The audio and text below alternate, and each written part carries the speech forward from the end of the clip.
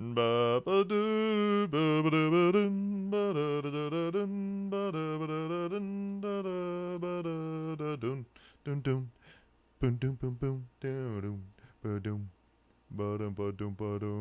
babe. Boom. Why the ha ha ha? Oh, first. Okay, that's why you're laughing. I was like, what did I do? What did I do? Hi, honey. Hi, honey. No black eye? I know. I know. What's up, Cohen? Trying to consume the death in me is you. Did you get rocked at Warped? My spine. My spine felt like it was fucking one link. It was just one vertebrae. My lower back felt like a fucking 60-pound bag of cement that was accidentally mixed. My feet felt like they were literally going to just implode. They were like indented. There was so much fucking pain. But I didn't care, because I had fun. Anyways, trying to get first. Have a good stream. All right, bye, Cohen. How many Advil did y'all have to take after? Jake was more fucked up than me and his brother. Because Jake's foot blew up like a fucking balloon from just being on it all day, and he might have twisted it or something. But as he likes to say, Nick, I'm a fat fuck, and I'm 50 pounds overweight. And I was like, yeah, but that doesn't make sense for one foot to blow up the way that it did. So, wait. Jesus Christ. Better luck next time. That's funny. Oh man. Fucking when you have a little bit of an injury and the skin starts to come back and it gets really itchy like a tattoo. Oh my god. Oh my god. Dude. Oh, I loved every... No, I can't say that. That's not true. I didn't love every second. It really did suck sometimes because it was just like... It was hot. The first day I wore shorts and a shirt and a bucket hat. And the sunscreen that I put on my body was like spray-on sunscreen. So I was just like drenched from like head to toe in sunscreen. And my dumbass like did one of those like close my eyes really tight and spray the sunscreen. And like there's a reason that there's face sunscreen, because all fucking day, dude, the skin around here just felt like it was melted and burning. And I was like, oh, oops. So there was just a lot of like pain and discomfort the first day. And in between all the bands, there was like the bands that we wanted to see, there was like an hour break in between. So it was just like the adrenaline kept doing this. So first day, I can't sit there and be like, yeah, I had the fucking most amazing time. I literally went over to Brandon's house afterwards and he saw us because he didn't end up going with us. And he was like, Jesus, you guys look fucking beat. And we were beat the shit. Like we looked awful, but it was still fun. The second day was just, we got there late. We missed one band that we wanted to see. We wanted to see Miss Mayheim. We didn't get to see them, but dude, the second day, just incredible. It's incredible. I'm going to talk about it more, but like it was like I had so much fun. And I'm still like, it's what, Wednesday? I'm still riding the fucking high. I'm riding the fucking high from it. I can't get over it. I cannot get over it. I can't watch D&D. I can't watch other content. All I want to do is listen to music and watch live performances and go to shows. And my brain was even like, hey man, music reactions are great and they make you feel good. And we're going to be doing stuff like that tonight. But like, I like there's a craving of making music and I'm probably not going to do it because I don't have time unless I start like giving shit up. And I don't know if I should do that. I don't think I should do that. Like, you know, writing D&D stuff or... Oh, my Me eye. as fork if I was the mosh pit. God damn it, I have to wait for this fucking bullshit. Hi, Matthew. Which one was your favorite? Also, hope you're having a good day. Thanks, dude. I hope you are too. Which one was my favorite? Falling in Reverse, which is fucking crazy, and we're going to go in detail with that. Insane. See you 2026? Absolutely. I will be there. I'm buying my ticket on Friday. I already made up my mind. Yo, Turner, what's up, dude? Rogley, thank you for the 3 years, boy. Appreciate you. I love you. Hope you shoved him around and gave him that experience. Oh, Brandon, yeah, I shoved him as we got to his house at 1 a.m. as he was really happy to see us so late in the early in the morning, late in the night. Imaginary girl, hello. So, okay.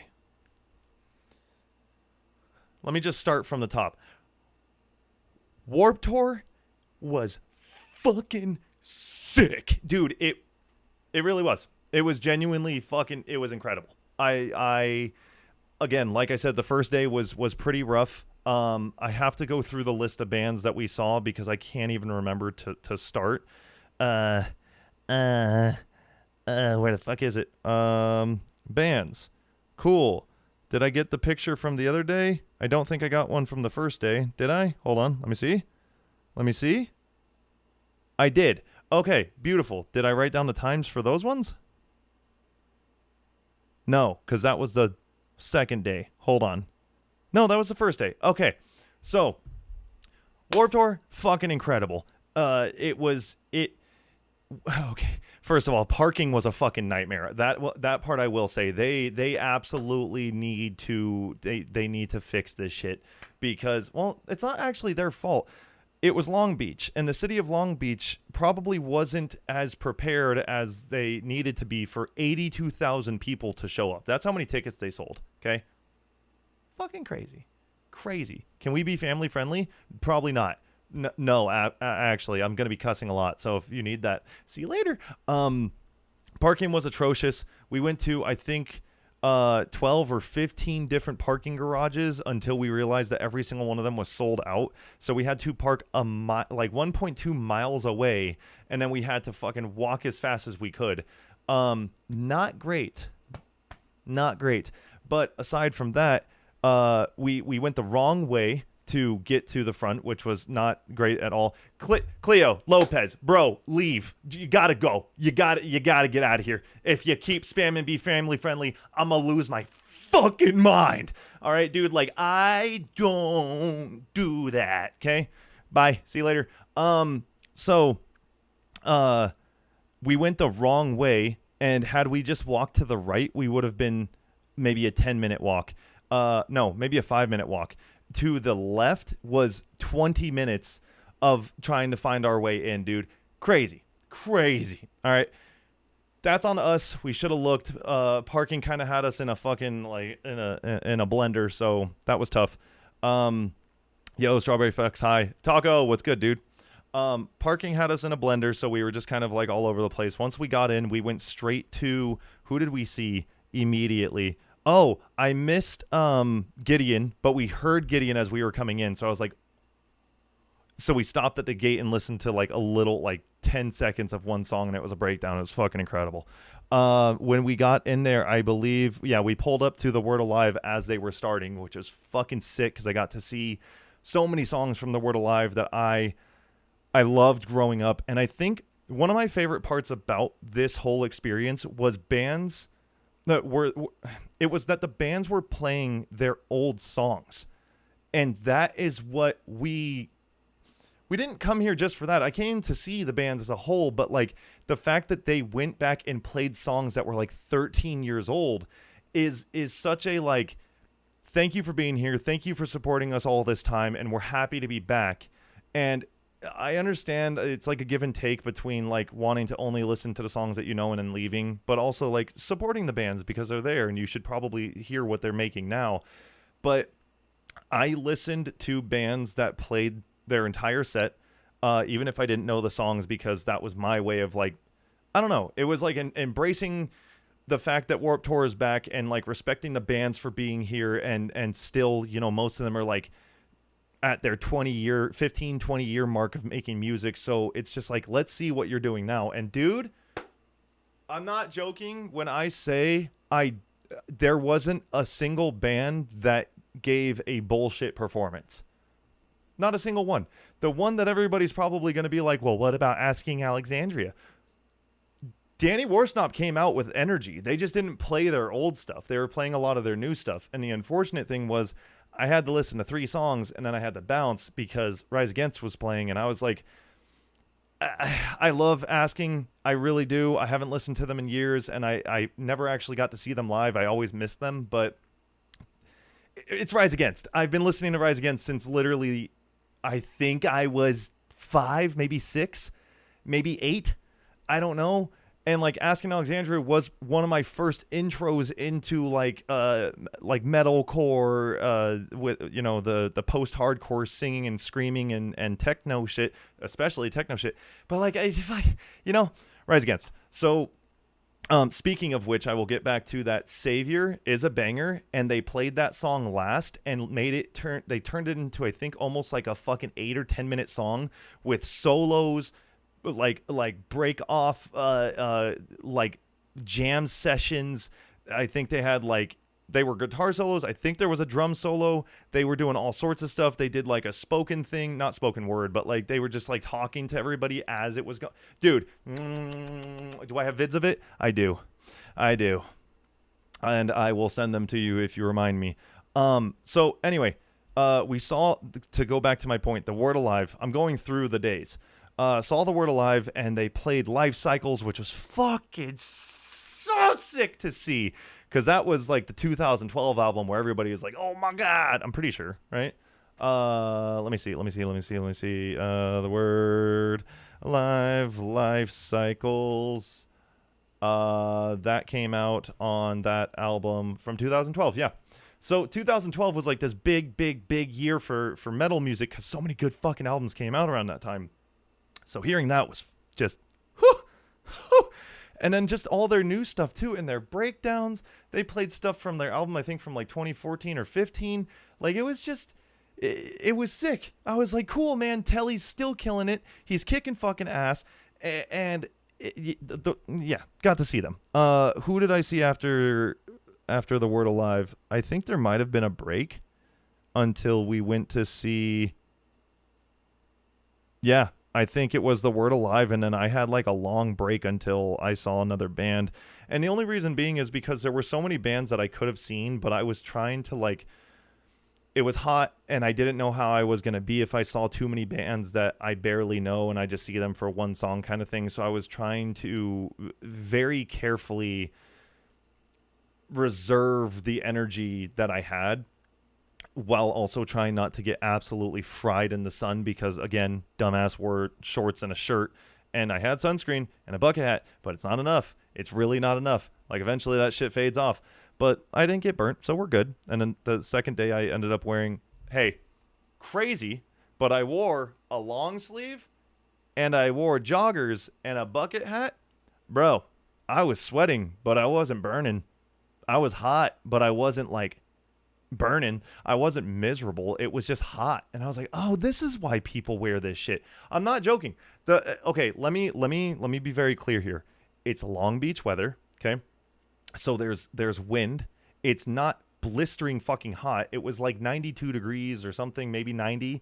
I actually don't know. I probably should look. But with the breeze kicking in, the sweat cools you down. And the long sleeve and joggers that I wore, they're both breathable. The long sleeve is very thin, and the joggers are actually pretty thin too. So it wasn't like I was wearing a thick long sleeve. I wouldn't wear something like that. It was like very flimsy, breathable wear. And hey, man, I'm not joking. I had so much more energy the second day, even though I had stood the entire day before, because I wasn't getting fucking fried out there. I judge it all the time. I'm like, God, you must be hot in what you're wearing. But it makes sense. Next year, dead ass, not even joking, probably going to bring an umbrella. Don't even care. I don't care. I don't care if people are like, oh, you're bringing an umbrella. Yeah, well, I'm not going to have fucking skin cancer. I don't want to deal with all that. And sunburns suck and nobody likes them, so it's an umbrella. And then I can wear whatever I want to be comfortable. But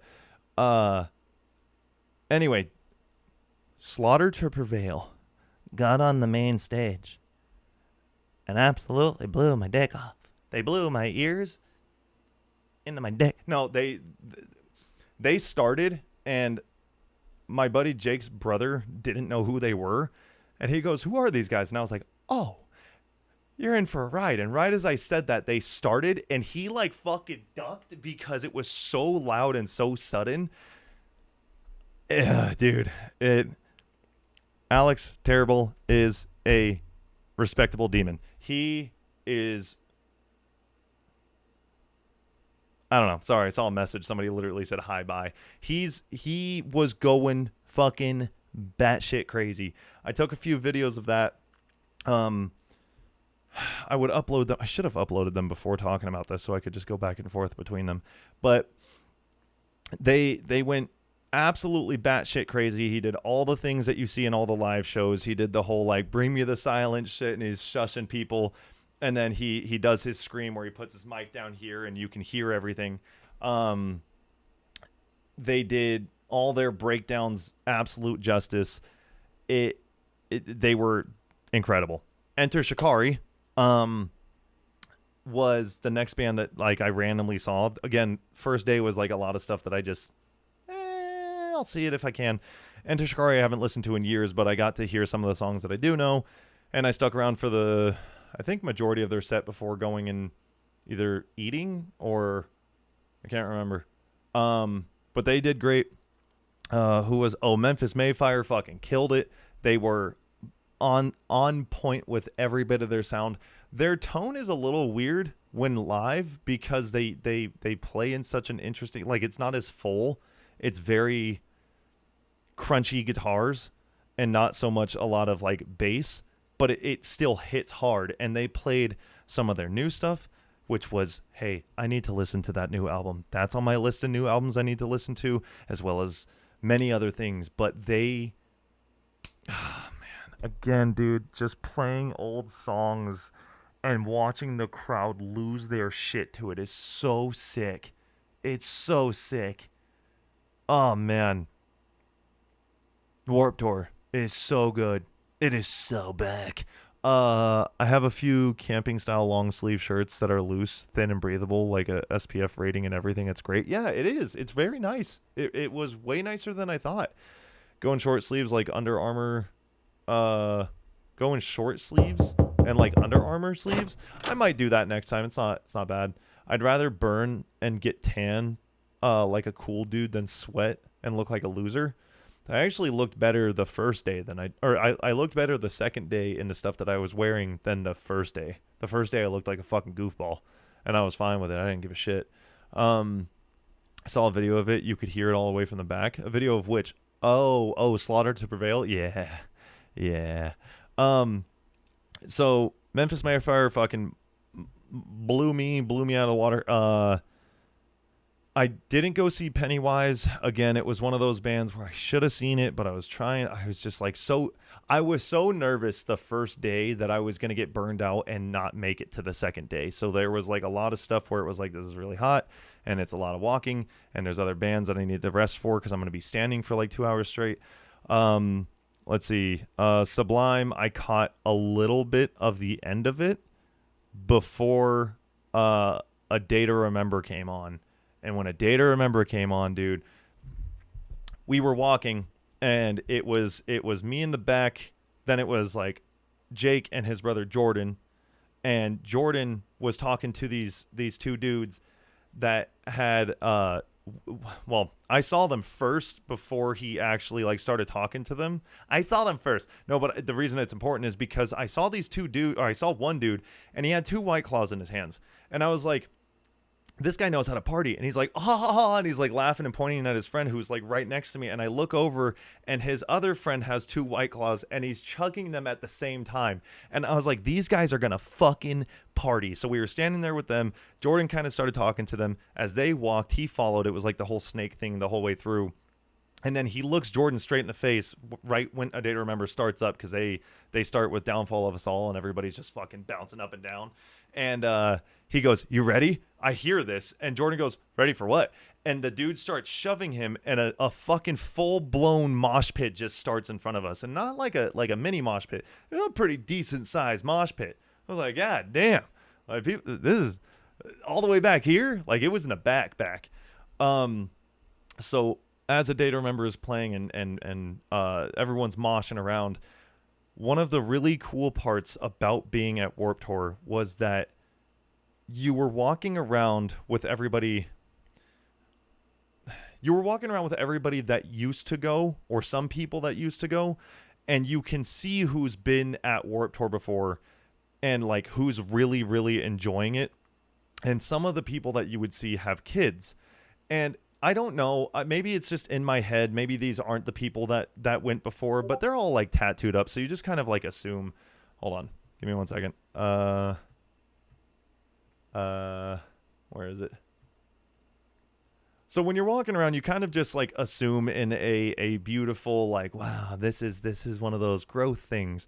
But you assume that these people that are walking around with kids were the people that you went to Warped Tour with years ago, and that just ended up, having families. And seeing them walk around and just excited to be there was this really, really cool feeling of like, oh shit, we are all grown up. Because I'm dating True, but we don't have kids. We're not married. We don't live together. We're just a couple. Like, it's great. I love it. But like, there's not this whole like life that we have and have to take care of. It's just we take care of each other. Seeing people that are like, I still want to go to this thing, but I need to make sure that my family's taken care of. So you're watching some parents not have their kids be protected with headphones, but like the majority of parents with their kiddos in their arms, big ass fucking like these size headphones on them to protect their ears, and they're just having a blast. And you're seeing that each other back up once you're on the ground, that kind of thing, and just listen to metal music and let go, brother, let go and let God. But you're kind of seeing like everybody grown up and walking around and just enjoying themselves. And dude, I'm talking like I'm walking around like this. Like I'm just in amazement because, and I'll get to it in a second, I'll explain more of the production style. The production of Warped Tour was fucking crazy. It was more than what you could have possibly expected it to be, because production back then wasn't a thing. So let me get to the point about A Day to Remember. Day to Remember, pit breaks out, right? And everybody's going, and this one dude walks up with his kid, and he's like holding them, and they start going in the mosh pit together. And the kid's got this big ass smile on his face, and they're just having a blast. I have a video of it. They're just running in circles. The kid's like high-fiving people. And then you start to see people slow down and realize, oh, there's a kid in here. Let's kind of, and it just immediately became this like, hey, we're having fun, but the kid can have fun too. We'll make it safe for them. And so like, then the dad notices that people are slowing down because they notice the kid. And so then he puts the kid on the floor, and the kid starts like moshing around, and he's like shoving people, and they were like reacting. And then he's running around, and everybody's just kind of pushing each other, but making sure that they don't hit the kiddo. And that was just my pit, but there's other videos that I've seen where other people were doing it too. The kids are like shoving them, and people are reacting, and everyone's just having a blast. And I was like, holy shit, man. Like, this is, I know it sounds like a Hallmark movie, but it really fucking was. That's what's crazy about the Long Beach Warped Tour. It was like, I don't know. Maybe I just didn't see it at their first stop, but like, this was cool, dude. And to just kind of go off on a tangent of something I just saw, there are people there that are just there for the fucking for the popularity of it, and for the pictures that they can get, and the clickbait fucking titles that they can write, and all that stuff. Like, there was a video that somebody posted of people lifting someone up above their head like they were crowd surfing, and it was like 4 photographers taking pictures, and then they just put them down and started high-fiving. And I was like, it's pretty fucking lame. I don't care what you're doing it for. I don't care if it's because, oh, I don't want to put my camera in the pit. Go be an actual photographer. Go out there. Stop posing shit. It looks fucking whack, and no one likes it. Lame as shit. There are those things, but if you look for them, you'll see them more. I was just looking for people that were enjoying themselves. So whatever you see about these titles of like, Warped Tour isn't what it used to be, and Warped Tour is too packed, and Warped Tour this and Warped Tour that. Shut the fuck up. It's always been packed to the brim. It has always been fucking nasty and messy and fucking stinky, and like, it's loud, and it's just dude, people were like, they need to stop selling so many tickets for Warped Tour. If you look from a aerial view down on the crowd, it looks like legitimately everyone is like this. When you're on the ground, dude, there's a lot of standing room. Like a lot of standing room. Like this was while I was watching. Wait. That was me watching Of Mice and Men. Look how much room there is. There's a lot of fucking room. So like people complain about fucking everything, and there will be more things that I bring up in a little bit that are about complaints. But A Day to Remember's going crazy on the stage. Everyone's fucking singing along. Everyone in the mosh pits are just like enjoying themselves, shoving each other, being careful of the kiddos. To some degree, I wish that like that guy would have picked up his kid and let the people in front of us just go fucking crazy. But then again, they could have just moved over to the other pit, literally to our left, where everybody was going crazy. So I'm glad that the kiddo had somewhere to run around. I just wish that some people were going there to mosh and to fucking swing. And I think that was kind of muted, but they seemed like they enjoyed it. So that's just me wanting to see people fucking go crazy in there. But A Day to Remember killed it. They brought out Kevin Lyman, who is, I believe that's his name. Hold on. Lyman? Yeah, they brought out Kevin Lyman on stage and thanked him up and down for putting on Warped Tour again and bringing it back. Because, again, 2018 was the last one that we got, dude. 2018 was the last fucking one. It's been 7 years. And I mean, I'm this fucking happy. I'm genuinely, like, my eyes are like I went to work and people were like, you're glowing. And I was like, yeah, because Warped Tour is back. Like, you don't understand what this means. You don't get it. Because, like, you weren't there, dude. I've been going.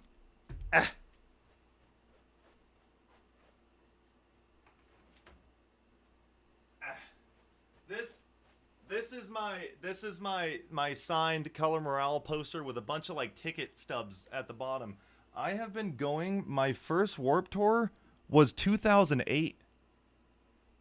I'd show you, but I think some of this has like information on it because I think one of these has my dad's name, which isn't like a terrible thing. I mean, I have my fucking name on everything. Here, let me see. Hold on. I think I can show you.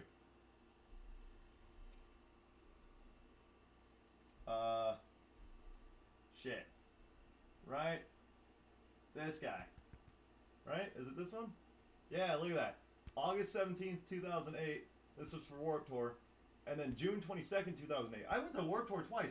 I didn't even realize that. Look at that. Look at that. Damn it. I can't get it in here. There. Dude, crazy. Crazy. Crazy. That's awesome. So like for Warped Tour to be back, and I've been going since 2008 and it ended in 2018. So I went, what is that? Because I think you have to count the first one too. So going for 8, 9, 10, 11, 12, 13, 14, 15, 16, 17, 18. Yeah, so it's 11 years, not 10 years. Going for 11 years and then having it end. When it ended, I was 23, which means that I literally went to Warped Tour for half of my life at that point. That's fucking... Brother, that's crazy. I didn't put that into perspective. I had been going to Warped Tour for half of my life, and then it just ended. Oh, it was such a heartbreak, dude. But to be fair, like toward the end, dude, you could see it was just like shit was just not working. I mean, the ticket sales were not charging enough for how much they had going on. They literally had these bands, I think for like, what was it, a month or two long, traveling all over the United States, playing show after show after show. And it's not that they were like, you know, they signed up to be on Warped Tour, or their agents did, or whatever it is. So it's not like it's miserable, but like, you know, that's time away from home. That's a lot of energy spent. They're living in buses that entire time. That I don't think that they were probably paid a lot because there's not a lot of money in selling tickets for like $45 I think the cheapest ticket at one point was like $35 or some shit. So like, and then just the production quality was just not great, and the stages were just not set up well, and just like layouts and blah blah blah blah blah. Again, I loved it. I loved it, and I will always cherish those times, but it was going to come to an end eventually, and I think they saw the loss of it and they had to cut it. And then there was, obviously a lot of other problems there too, but I'm not going to go into those. So when they brought it back, I'm just going to go into the production value right now.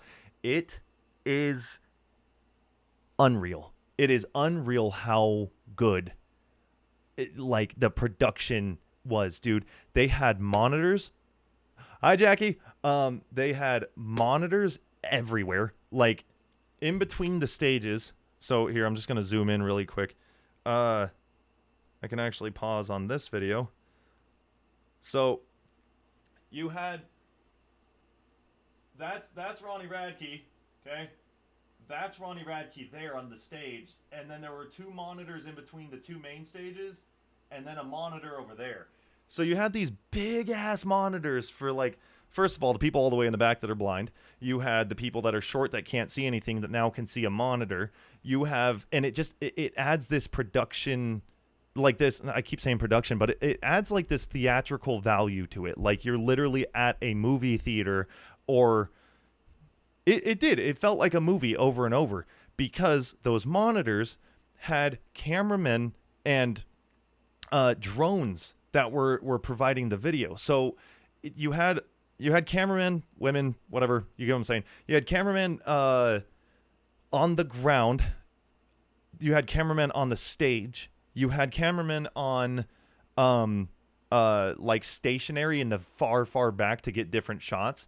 And then you had drones flying around. It was like, for main stage, I think it was like 3 drones for the other somewhat main stage, because it was like they had tiers. It was 2, 2, 2, and 2. So I think main stage had 3 drones. This stage set had 1, and the others just had the typical stages, which is fine. But as the drones are flying around, they're providing footage to the monitors that you can see. So like for breakdowns and shit, you'll just kind of see the drone flying above. You'll see a shot of it, and you see all of the pits in the front if you're standing in the very back. It was fucking perfect. It's exactly what they've always needed to do, dude. It added so much to it. And then in between the cuts, sometimes it was just harsh cuts. Most of the time it was like just like switching to cameras. But they started adding in effects. And I remember, I think it was Memphis Mayfire. No, it was Anne Boleyn that was playing, but Matty Mullins was filling in. And he went to hit a note, and as he went to sing it, or it might have been Memphis, as he went to sing it, there was an angle caught of him looking up, and then this kind of like flash of fire went by, and there was another angle from on the stage catching him in that same pose. And I was like, did I just watch a music video but live? Like, that doesn't... It doesn't make any sense. Dude, so good. So good. And then for bands, if they had like if they had a music video for the song that they were playing, that was playing on the other big ass monitor that was behind them that looked like, hold on. It looked like this.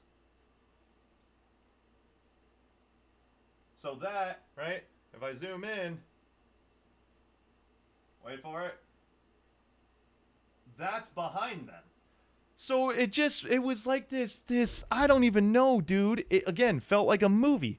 And then the sound was perfect. There was one time that Of Mice and Men blew the fucking entire, like they blew the circuit or the fuse or whatever for the entire stage. So it shut down in the middle of Second and Sebring. Everyone was losing their fucking minds because they're like, Jesus Christ, what is happening? Like, why would you cut on that song? They didn't seem like they were going over their time frames. Some bands did get cut because of that, but like, you know, it happens. But like, brother.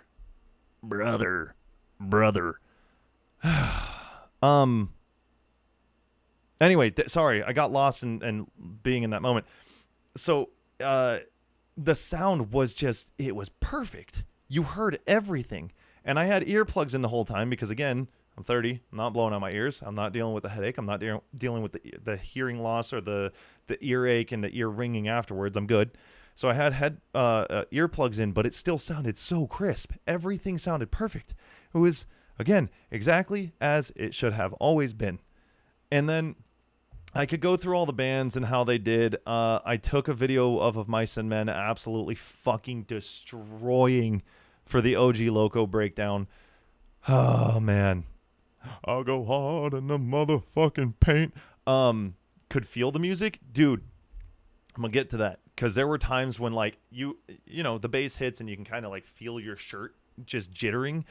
Let's see, A Day to Remember, I watched that, and then immediately after A Day to Remember, I started watching All American Rejects, and I stayed for their entire set, and they closed out the first night. And it was just great to see them play.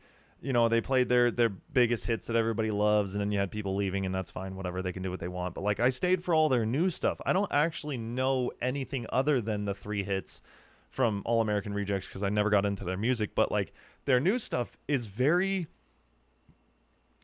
mellow and very, well, they're adults now, so they're writing better music and stuff that they actually, like, give a shit about. Because, like,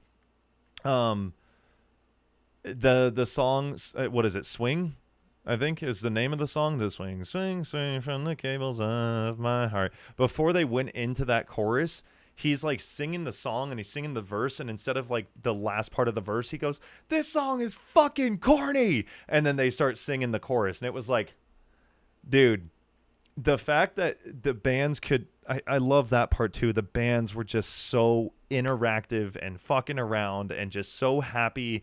They were as happy as we were that Warped Tour was back. And so it didn't just feel like fans and bands. It felt like just all of us being fans of Warped Tour and it being back.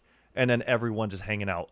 I know it fucking sounds like a fake bullshit Hallmark. I'm making this up. It's not, dude. It's not. It was that fucking good. For all those people that complain about Warped Tour was too packed and it was too hot, those people aren't there for it. They're not. And if they are, they lost their way. The people that went there to be at Warped Tour, we were all just really happy it was back. And it was so fucking cool, man. The second day, I don't want to, like, go over again every single band. We missed Miss May I, which fucking sucked, but that's okay. I'll see them next time because I'm sure they'll come back. I watched Matty Mullins perform with Anne Boleyn. I watched Anne Boleyn. He's just now the vocalist for some time. I got to see Seosin with Cove, and that was fucking cool, man, because, like, you know, back in the day, Cove wasn't part of the band because apparently he wasn't good. I don't know if that was the full reason he wasn't in it or what, but, like, actually seeing how good he is was it Cove? It has to be Cove. Seosin, Cove. Is that him? Let me see.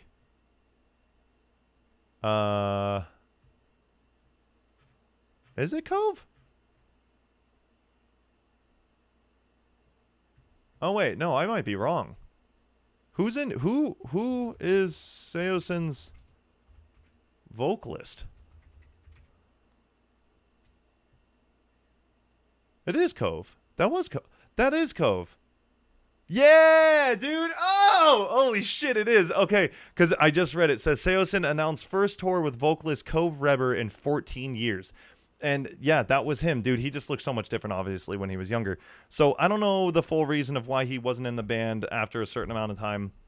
I'm sure there are a lot of reasons, but seeing Seosin with Cove and hearing the original sound, dude, and I'm going to tell you right now, it was great. Like, it sounded like the album. So if he wasn't able to do it back in the day, I get it. But now, fuck, man, there's no argument. He absolutely killed it, and that I don't know. There ain't much that's gonna.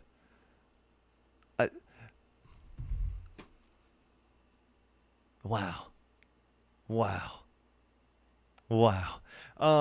Got to see Of Mice and Men. That was fucking awesome. I haven't really been a huge fan of theirs in a long time. Ever since all the different changes that they went through, it just was kind of like, for me, I knew what I liked, and then when Aaron Pauley came in, I loved Aaron Pauley and Jamie's Elsewhere, but for me, it didn't scratch that same itch when he came to Of Mice and Men. Well, guess what? I was fucking wrong because he came out on stage and literally, dude, I went from like, Aaron Pauley's great and I love him and I think he's a super nice dude, but just not doing it for me, to holy fuck it, I was headbanging all the way down here, bro. I was breaking my fucking back. I was losing my shit. He goes so hard on stage and I was so wrong, and I'm sorry for fucking ever just not listening. They're another band I want to listen to their albums because like fucking I felt they were like, later on this year we're going to be releasing our 9th studio album, and me and Jake looked at each other and we're like, 9th? When the fuck did we get to 9? Like that's how long I haven't listened to this band. I think I got to their 3rd, maybe 4th album before I stopped listening. My bad. Fuck. Really glad that they're still going though.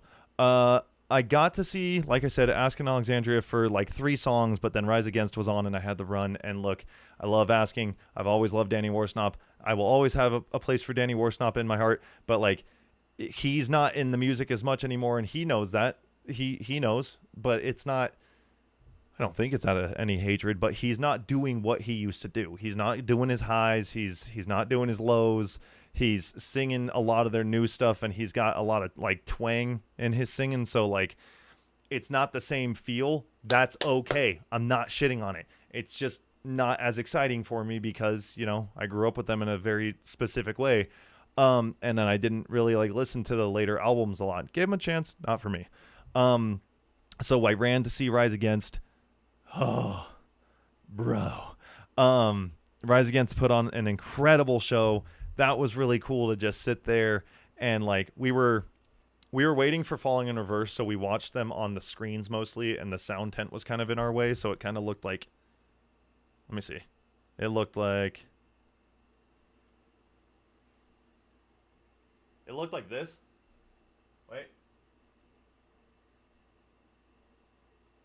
So still like really good because I can see through the tent and you can see the screens. Obviously the bright lights that are flashing nonstop don't really show you because I tried to pause. There we go. Holy shit. That's what it looked like. So got to see Rise Against, and they finished off with Savior, which they did for like 8 minutes, and it was just fucking solos and jam sessions, and then they were like talking, and they were like praising fucking Warped Tour and Kevin Lyman and all the bands that made all this possible, and it was just fucking sick. And then I'm gonna wrap it up with what wrapped up Warped Tour for me, and I'm gonna not wrap it up because I'm gonna go in dick deep, you know. Falling in Reverse, okay? First of all, hi Josh. Secondly, did I see Black Veil Brides? I don't like their music. I don't really care for it, so no, I did not see them. But I know that people wouldn't watch them, and I know that it was incredible, and that's great. Hey, made it out alive. My friend in LA said it was a crazy. Oh, you made it out alive. My friend in LA said it was a crazy time. Yeah, and I'm about to get to the craziest part. I need to say something, and I'm going to say it a lot, so you guys need to be prepared for it. I was not a big Falling in Reverse fan, okay? Was not a big Falling in Reverse fan. Had to make sure I could say that without fucking stumbling through. I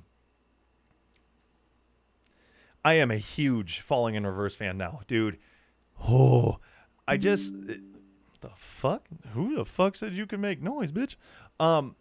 I could go on a ramble. I will probably say this over time, and especially as I listen to their music and if I put out anything on it. I back then didn't like Ronnie Radke, and I'm pretty sure I made that very clear wherever I went, just because like I didn't really like care for him, and when I say didn't really care, I'm saying that nicer. I wasn't like, I hope he fucking, you know, he's a piece of shit. Well, did I say that? I might have said that. I actually don't know how much I said, but I do remember not liking him and swearing by never liking him and fucking just not liking his music. But I want to be very clear on this. I was going off of what I had heard and what I was seeing. And it's like, you hear this guy, I never cared for Escape the Fate. I always thought it was really fucking annoying music. and I didn't like the glam pop metal stuff that they were doing, and I just thought it was fucking whack. And it's still not my favorite, but there are some songs that I'm like, okay, I slept on this. When he left Escape the Fate and then like went to jail. So you see him go to jail, and then you hear about the fucking mic stand to somebody's head, and you hear about the drug use and the abuse to people and all this shit. That's all you hear. And there's nothing at the time that I'm getting all this information. There's nothing really backing up his claims, because there wasn't enough voices talking about it. Not enough people like that. That's like the beginning of cancel culture, and everyone that pointed a finger and said you're bad, they were immediately right, and the person who's getting pointed at is immediately wrong. And that shit sucked, and it fucked up my brain for a long time, because I was never sitting there like ganging up like the rest of them, but I would hear it and just be like, oh shit, yeah. And then I'd read a little bit and be like, oh, he's in jail, and he also fucking like he was throwing mic stands at all that stupid shit. And so like I got sucked into it, and I feel fucking like an idiot. But again, I was younger, and now I'm 30, and I actually think for myself and do my own research. And I, in the last like couple of years, have really started liking Ronnie Radke. Like genuinely, I think he's very funny. I think a lot of my views line up with his, and that's not super important, but it's important for the context of the fact that I like their music now. So I don't want it to seem like, for anybody that used to hear me talk about it, not many people did. It wasn't like I was saying it to fucking everybody around me. I was just saying it to probably friends, maybe a couple tweets on Twitter, but I don't know if I can know.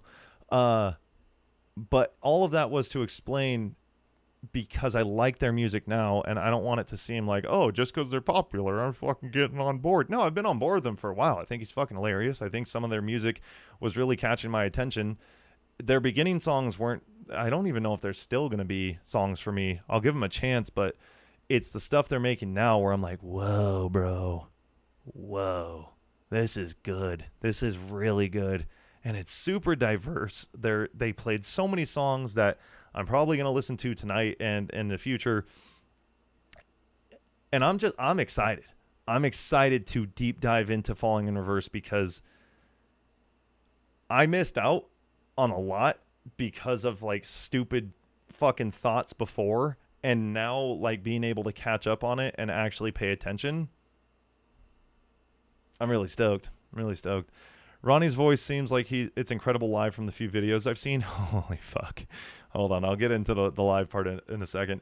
You mean he didn't live rent-free in your head like he did in other people's? No, he didn't live like rent-free, but he definitely like, I mean, if I saw something about him, I was like, fuck that guy. That was my mentality. And I'm really mad that I was like that, because like I didn't really do a lot of research, and I wish I would have, because if you do a little bit of research, you learn a lot. The main thing that everybody's like, oh, the mic stands. He did it once. He fucking feels bad for it.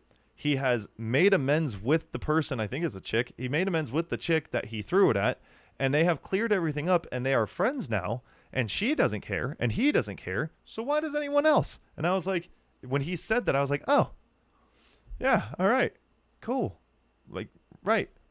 You're gonna blame somebody for the rest of their life for something that they did that they made amends for with the person? That sentence can be taken out of context and used and blah, blah, blah, blah, blah. Yes, there's a lot of fucking terrible shit that people, but like, hey man, whatever, do with that as you will. But for me, like, if that's all clear and good to go and no one's fucking pissed anymore, and it was during a tough time of music and stupid shit, whatever, you gotta kind of forgive people over time. I saw some videos of how incredibly packed it was there. Were you all right just making it through the crowds? I said this in the beginning, so I'm just going to kind of answer it now. Zyber, what's up, dude? I'm going to answer it now. If you were seeing videos of people being like, it's too packed and it's fucking, if you're seeing those people are just whiny, dude. It's a festival. Fucking get over it. It's going to be packed. It was way more room than it has ever been at Warped Tour. I promise you that. This was at least for me, the biggest venue I've been at Warped Tour with the most room and the best layout. And I went for, this is my 12th year going. I think I can say I'm a veteran of it, and I've seen quite a bit. I know there are people that have been going since 95, I think was the first one, or 93. So like those are super veterans, but 12 years, I'm still a veteran. But seeing from an Eagles point of view, like from the drone up at the top taking those videos, it looks packed, but there's a lot of room on the ground. You'd be surprised. There's a lot of space. It just, zoom out, little dots, that kind of thing. Didn't he do it again recent at a show with inflatable mic stand? I can't stand it with that man. He's hilarious. So this is the audio for it.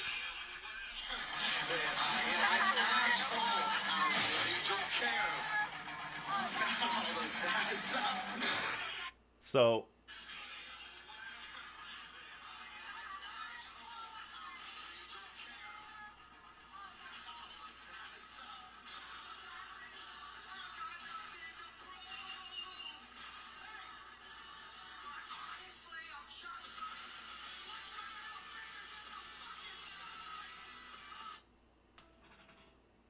I could probably find that and just watch it on here, but I have it immediately on my phone while I'm talking. He had inflatable mic stands fucking everywhere. He kept bringing them out and throwing them at people, and it started because he was throwing his mic in the air and like it was spinning up high and he couldn't catch it. So he did it again. He couldn't catch it. And he's like, I fucking missed the mic stand, or I missed the mic catch twice. Bring out the fucking mic stands. Bring them out now. And so they brought out the mic stands and they were inflatables, and he started chucking them at the crowd, and it was fucking incredible. Aftershock with Sleep Token was 60,000 deep, and I was assuming it was going to be the same. They said they sold 82,000 tickets. I would say about half of that watched Falling in Reverse. 30 or 40,000 people were watching, dude. It was fucking massive. It was massive. They put on, and I will actually say this, and I mean this. They put on the best live show I've ever seen. And that was at a festival too, which is crazy because typically like the best live shows you've ever seen are probably gonna be most of the time from like very specific tours that the bands are doing within like a certain realm, where stages can be set up and all this kind of shit. It was the best live show I've ever seen. I took a couple days just to make sure that I wanted to say that, and I went through my head. Bad Omens is up there. A Day to Remember at one of their shows for self-help, they're up there. Bring Me the Horizon is up there. Bring Me the Horizon had a show that I went to once. I can't even remember where it was, and it was like I was in a trance. This is that feeling, but it was like being in a fucking movie and being whiplashed back and forth with like multiple different types of metal music. It was just fucking wild. It was wild, dude. They came out, fucking felt like a theatrical they actually walked out on stage to God, I can never remember the name of the song. Hold on.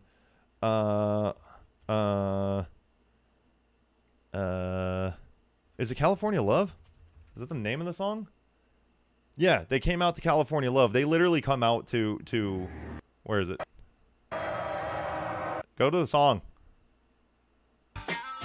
Yes, they came out to California Love, which was fucking crazy to see. And they just played one full song of that they used one of their own songs, like how do I say this? A time slot to play one of their songs they used to just play California Love, and showing them on the big screen walking up and a camera following them. That's how it started. Then it went into like, I think it's the start of their album. I don't really know. Gonna find out soon. And just blew the fucking roof off, the theoretical roof off of the place, dude. It was wild. It was wild.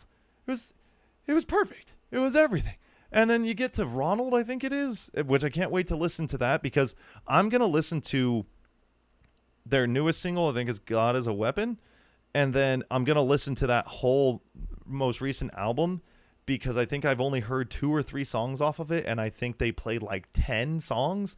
So I'm just going to be able, like, hearing them live is great. And don't get me wrong, I really, really enjoyed it. But like, I need to hear them for what they are recorded too. So I'm going to know a little bit of it, but I'm going to get the experience of like oh shit, this is how they recorded it. I'm so excited. I've been talking so fast and for like fucking 50 minutes, but bro, I to just summarize, Falling in Reverse put on the best live show I've ever seen. And that is coming from somebody who didn't like Falling in Reverse for a very long time, didn't really care for Ronnie Radke for a really long time, and now, again, past 2 years, I've been keeping up with him and like watching his TikToks and shit like that, and it's fucking hilarious. Maybe the past year, between a year and two, I've been keeping up with him.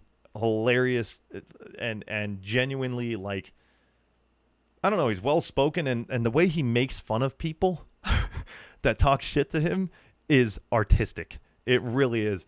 So just that, and then actually like really listening to their music and realizing like how much talent and art there is there, I can actually say that was the best live show I've ever seen. Warped Tour is so back, baby.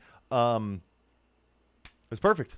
It was perfect. I have no notes. One note, and I put this because I took their survey and it took me like 15 minutes to fill out, but I was like, hey, can you guys please add more shaded areas to sit? Because holy fuck, when you need a break and there's one spot to sit, I think there was two, but the other spot's at the front, and you're not going to go all the way over there. There was one spot to sit in between the four main stages. That was tough.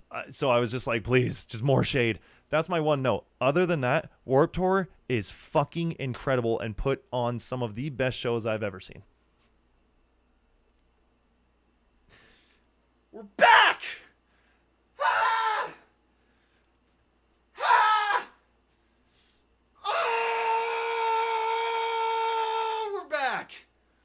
We're fucking back. I'm so happy. I'm gonna pass out. Okay, I'm good. All their recent shit goes crazy with the genre style whiplash. I know. I got to see it live. Ronald by Falling in Reverse is insane. The breakdown's crazy. The band's called Falling in Reverse. I don't know if you heard of them till now. Of course, they're sick as fuck. They're called Falling in Reverse. I fucking hate you. I hate you. The break looks good on you, though. You look happy. You look refreshed. You look like you had a fantastic time. It wasn't even the break, dude. It was just going to that tour. Warped Tour, literally, dude, this is what puts me in a good mood, is just a weekend full of good music. And I thought 2 days was going to be tough on my body, and it was. It was. I was 100% right. It felt like cement, okay? I mean, literally became one vertebrae in my spine, sitting on a mixed bag of cement right here. My fucking legs felt like they were going to just literally crumble it at any moment, and my feet felt like they were going to explode. But you know what? I'd do it all over again. I would do it. I'm not even bullshitting. I would do it this weekend. And I get exhausted from trips after like 3 days and be like, oh, okay, that's enough for a long time. No, Warped Tour I would do all over again next weekend. Holy shit. Holy shit. Even the reimagined versions of his old songs like Drugging Me As You lives on repeat in my head. I will be looking and I will be listening to all of this stuff. I just want to get on here. I want to talk about Warped Tour. I want to listen to some songs. I definitely am going to be listening to God Is a Weapon because I need to. Oh, one more point. And this is just something that pissed me off that I've been seeing a lot of people say. And no, I haven't been seeing a lot of people say. I saw one person post something and then went through the comments because I was just like, fuck it, I want to see what they have to say. And that's where I saw a lot of people say.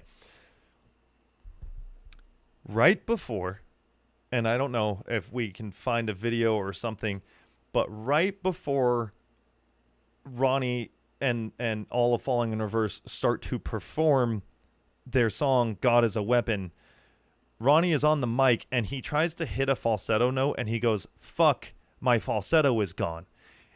Fuck. You know what? Fuck it. I fucking love this shit. I don't give a fuck, but my fucking falsetto's gone. And he's yelling and he's screaming and he's singing, but his falsetto is gone. And from what I heard while listening to it, again, first time live, God Is a Weapon has a lot of falsetto in it. And so as he's singing it, you hear him like he has the mic, and as he's singing a certain part and his falsetto breaks, he goes, fuck. And then like he tries to do it again, and he's like, oh God, like he keeps yelling off to the side, right? the reason that I'm explaining this is because as he takes a break and yells off to the side, the song is still playing in the background, right? The instruments that the bands are playing live on stage, but so are the backing tracks. And then you have people in the comments that go, I fucking knew it. I knew he couldn't sing. I always knew that it was just everything's backing tracks with them. Every fucking band at some point has backing tracks. Not all the time, not for every song. Some bands actually do have backing tracks for everything because maybe they can't perform. But every band at some point, if they make a song that has something where a lighter voice comes in or a falsetto comes in or something that may sound empty alone comes in, there are multiple layers of it to make it sound full. Otherwise, it will sound like, ah. That's not great. But if you layer it with, ah, ah, ah, and put that all together, Rogley, it will fucking sound probably not that good from me, but it will sound great. So when people are like, oh, I knew he couldn't fucking sing, you're an idiot. That's just one layer. It's one layer. I'm not saying that to defend Ronnie Radke. I'm not doing any of that. I like the guy, but I'm not fucking sitting here just blowing smoke up his ass. I would defend anybody. It's the people in the comments that don't understand music. You don't know what you're talking about, bro. You have no fucking idea. You just yap. You just fucking yap, and that's all you just... And then you get off your phone and go to your miserable job at your miserable house with your miserable fucking relationship in your miserable life because you don't know what you're talking about. You just yell on the fucking sideline because you don't like somebody, but God fucking forbid one of your favorite artists does it, you would defend them. It doesn't make sense. You're just mad for fucking nothing. You're mad for nothing. You're mad for nothing. You're mad. I just, like, it makes me, dude, that, I understand that, like, the internet has brain rot. That is brain rot. That is actual fucking brain rot. That's somebody that, it's, you don't understand what you're talking about, but you're the loudest one in the room. I hate it. I hate it. I fucking hate it. It drives me nuts. It drives me nuts, dude. Hey, when I was doing photography, and I will say this with fucking hair on my big fat titties, when I was doing photography, I was good at it, okay? I was genuinely good at photography. You want to know what I never did? I never told someone that I know everything. I never told someone that I couldn't learn from them. I never told someone that, like, I'm the best. I just knew confidently within myself that I was good. But I never said that I knew everything. And it's those fucking morons that think that because they consume music, they know music.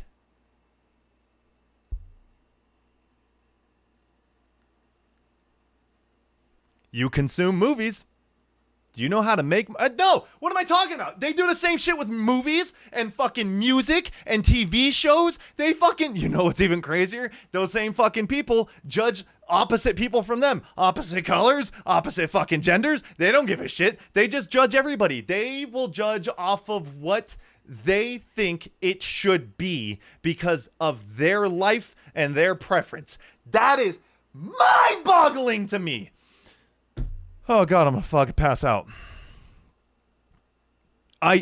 Dude,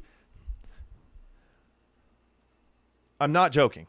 We are standing at All American Rejects. Me, Jake, his brother Jordan. But mostly me and Jake just talking the whole time because we're like, we both have the same love for each other's reactions. Like if there's a cool ass fucking scream, I'll feel his hand on my shoulder and I'll look over and he's like, and I'm like,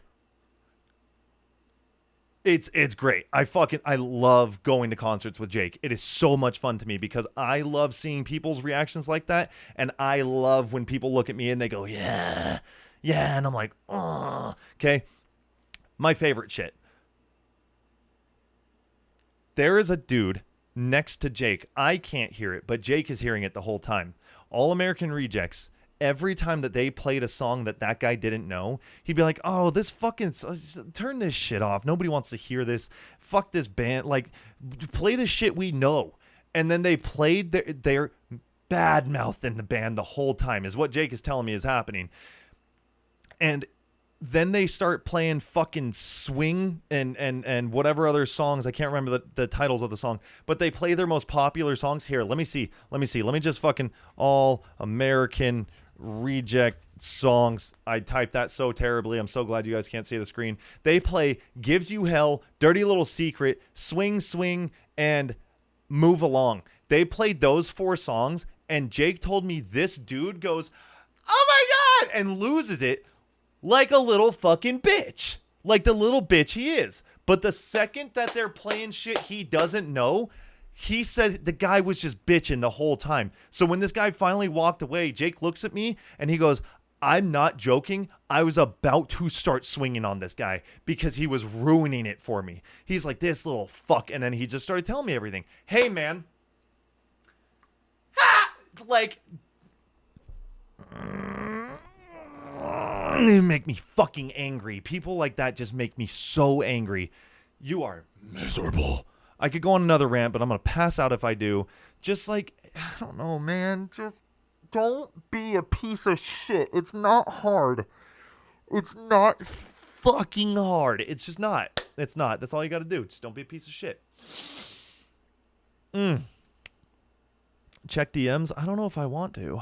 Imagine spending $300 on a weekend pass just to sit there and talk shit the entire time. It was $150, but the price doesn't change the fact that, yes, I agree with that. You just talk shit the entire time. That's what you went for? To whine about what they're not doing? Oh, give it to someone who actually cares about music. Oh, what? What is this? God is a Weapon timestamp? Does he... Okay, hold on. I need to see this really quick because does he talk about it right before?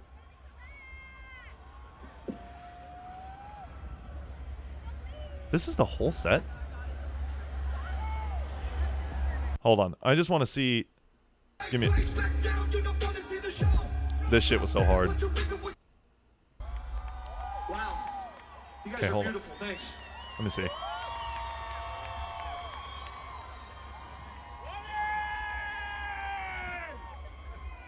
Where does he do the... I gotta find the part where he says it. Assholes. If you can find at some point, Rogley, where he talks about his falsetto being gone, I just want to hear that part because, like, random noises. Let me see. Oh, there. Okay. So my fault. My correction. He said his falsetto was gone after the song, but like he literally goes. I have no falsetto. Sorry, guys. Sorry, guys. Fuck.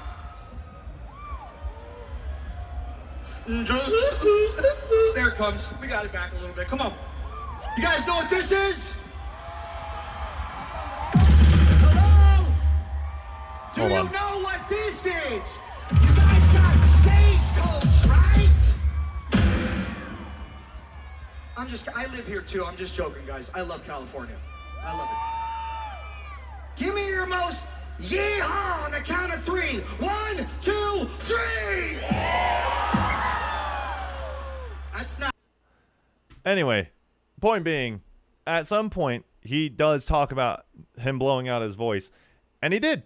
He did. There's going to be parts when you're going that hard that you can't sing anymore. Ronnie's genuinely hilarious, especially in his Twitch days where he made fun of himself. I have to show you something because you're going to really enjoy this. They played, where is it? Where's the Drug in Me Is You, right? So you know how, like, he, on Twitch, waits. I heard a knock upon my door the other day. I opened it to find out staring in my face. The feel of mortal stock and still a bubble word. Still a bubble words. When he did that, by the way, at the top of my fucking lungs in the very back. I went, still a verbal words! Dude, losing my shit at that. Absolutely losing my fucking mind. And so did so many people around me. That clip is fucking famous, and then he sings it like that, and the whole crowd knows it like that. Hey, man. Beautiful. Beautiful. Beautifully done. You crafted a clip making fun of yourself so well that you now made that a part that people sing your song like, and you sing it live, and now everyone loves it just a little bit more. That, no bullshit, was what got me to like this song, because I didn't care about it before. He made me like it from that one part, because I was like, I didn't like the way he sang in that song, and I didn't like the majority of the music that he was making at the time, around that time. When you go back and you're like, what the fuck was I doing? Still with verbal words. That shit is incredible. Oh, man. Oh, my God. How could you see at the concert, you 5'4" little king? I would swing, but I feel like the lid would come off and then it hit and shatter everything. And, hey, man, I don't want to pay for another monitor, you know? Anyway, that's enough about Warped Tour. I had a fucking incredible time. I had a blast. And I hope tickets go on sale this Friday. I will be first in line to buy a fucking ticket. And I know 2026 is going to go crazy. I have a feeling Bring Me the Horizon is going to go, and I have a feeling they're going to close out, and I have a feeling I'm going to lift off. I'm just going to be watching. I'm just going to go. I'm going to go. I'll never see you guys again. I'm just going to. I'm going to float. You're glowing? Thanks.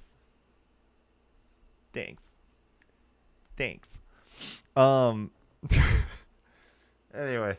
Fuck, man. Goddamn. All right, so.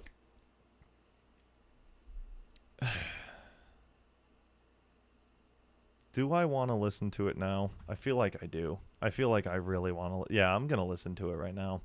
I'm going to listen to God as a Weapon. Oh, shit. Bless the Fall put out another song. Featuring Story of the Year?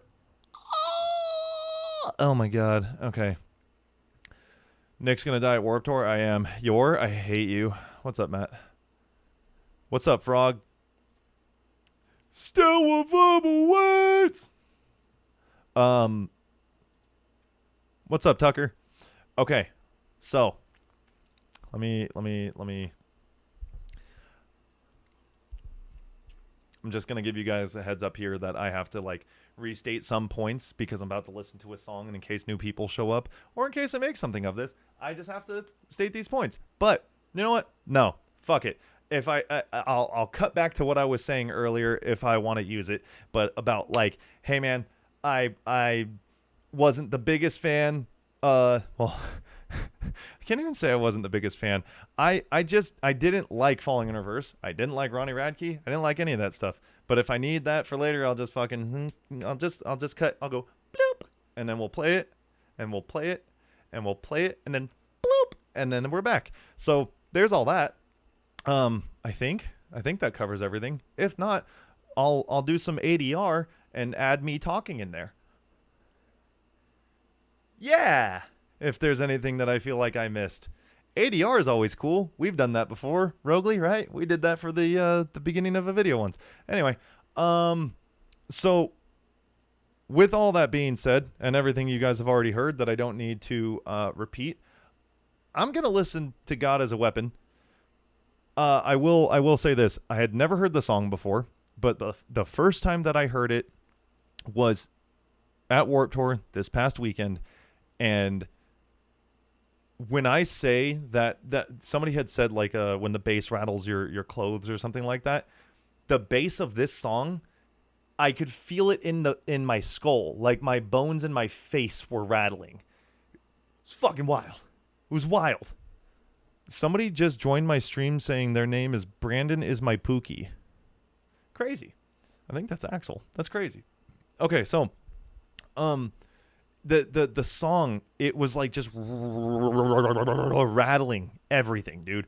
So I don't know what it sounds like recorded, but I'm really excited. It's with Marilyn Manson, which that's a whole thing that I'm sure so many people already don't like Ronnie Radke enough. And then all that stuff that was coming up about Marilyn Manson that I still don't know much about. I'm assuming things are, I don't fucking know. I don't care. I'm just here for the song. Okay. Like I don't, there's too much bad news. Hey dude, too much bad news online. There's too much. I'm not joking. I turned on TikTok and someone was talking about, I can't say the words, but it was like, this happened to somebody that I know, so I made a brand about this thing happening to that person. And I was like, holy fuck, dude, I just opened TikTok. Like, that's all I did. And you're telling me about the fucking worst thing that somebody could possibly do to someone else? Like, the first thing that I hear is crazy. So, I'm tired of hearing about bad shit. I'm just here for the good shit. Okay, we're going to turn on the song. I'm really excited. Still with verbal words. It's still with verbal words. Still.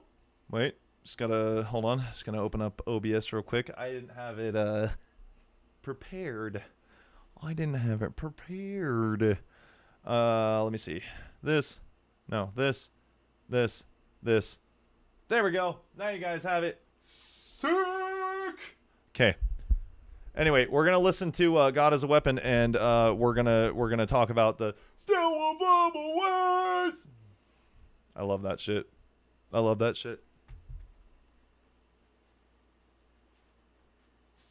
verbal words.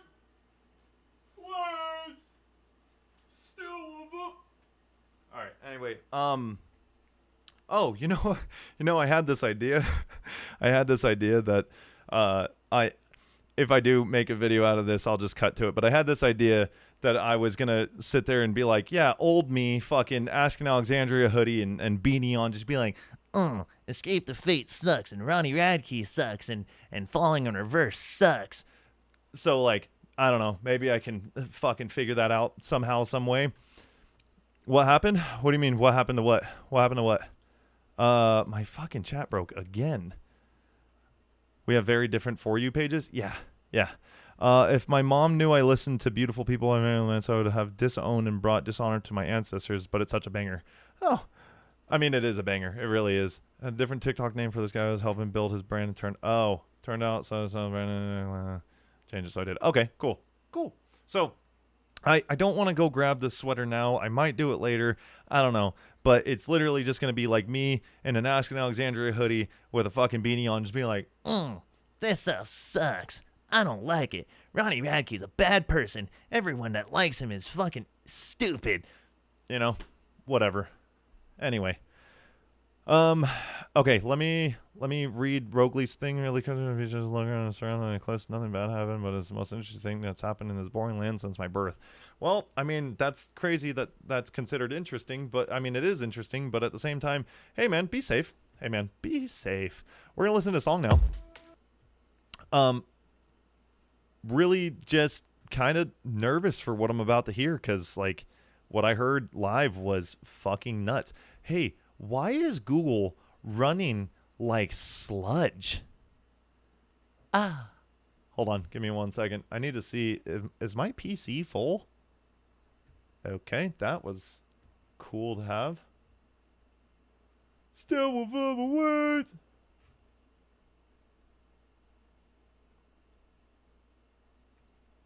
I didn't want any of this. Why the fuck did it just show me this? I didn't want that. No, my PC's running fine. So why is it that Google is just shitting its bunghole right now?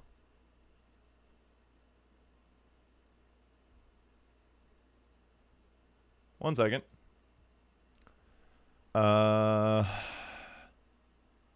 not have the performance stuff on? Performance issue alerts, memory saver, extended preloading, standard preloading. Where's the thing where it's like you can use the whatchamacallit, the thing that like speeds it up. I can't remember the name of it. It's like it's really running like shit. That's why I need to make sure. Accessibility, is it in that? Caption, navigate, swipe, copied, live cache, no. System? Use graphics acceleration when available. Yeah, it's not working. Whatever. All right. Anyway, hopefully this is fine. We're just going to listen to the goddamn song. Oh, now it's running faster. Weird. Weird. Weird. Give me this. All right. I'm excited. I'm a little nervous. Thank you for liking the live. I appreciate you.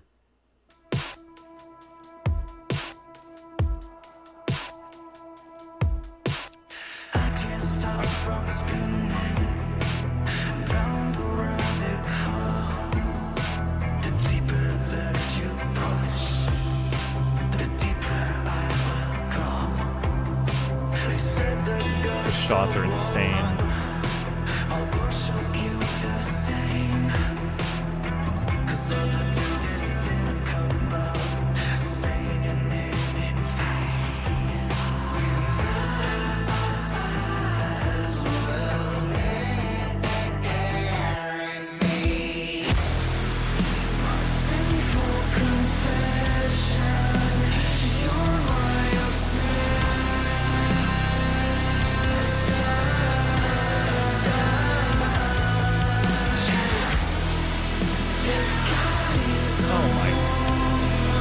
Oh my god.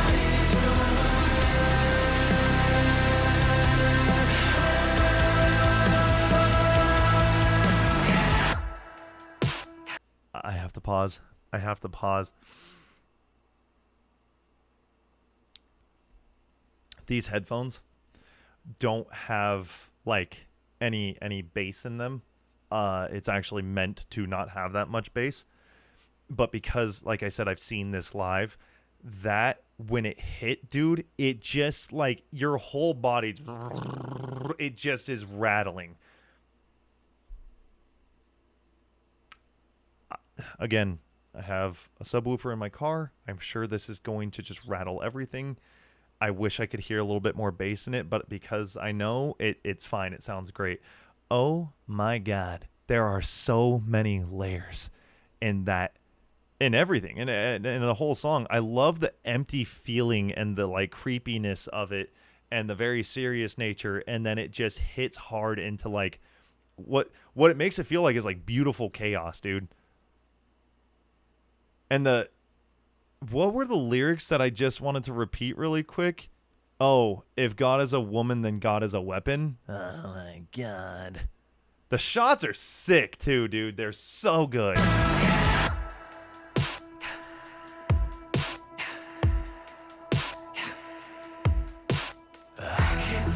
from sinning.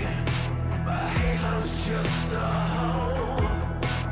Deeper that I get inside you, the deeper you will fall. So goddamn, such a scary human being. Well, I'm a hand grenade. Try to take this ring from me. Watch me detonate. You might as well bury me. My sinful confession. You're my affair. Oh my God.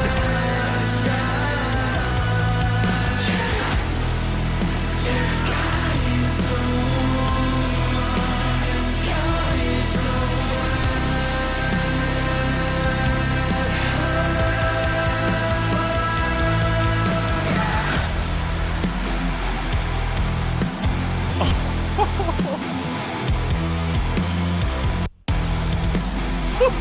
The little pause.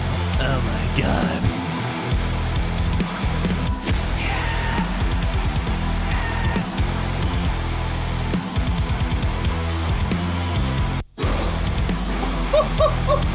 Oh my God, that did happen live. I forgot.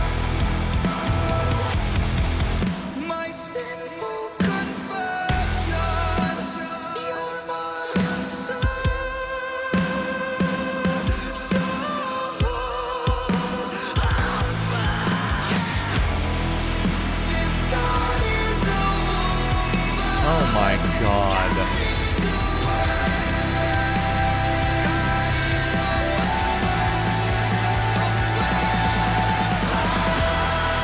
Oh my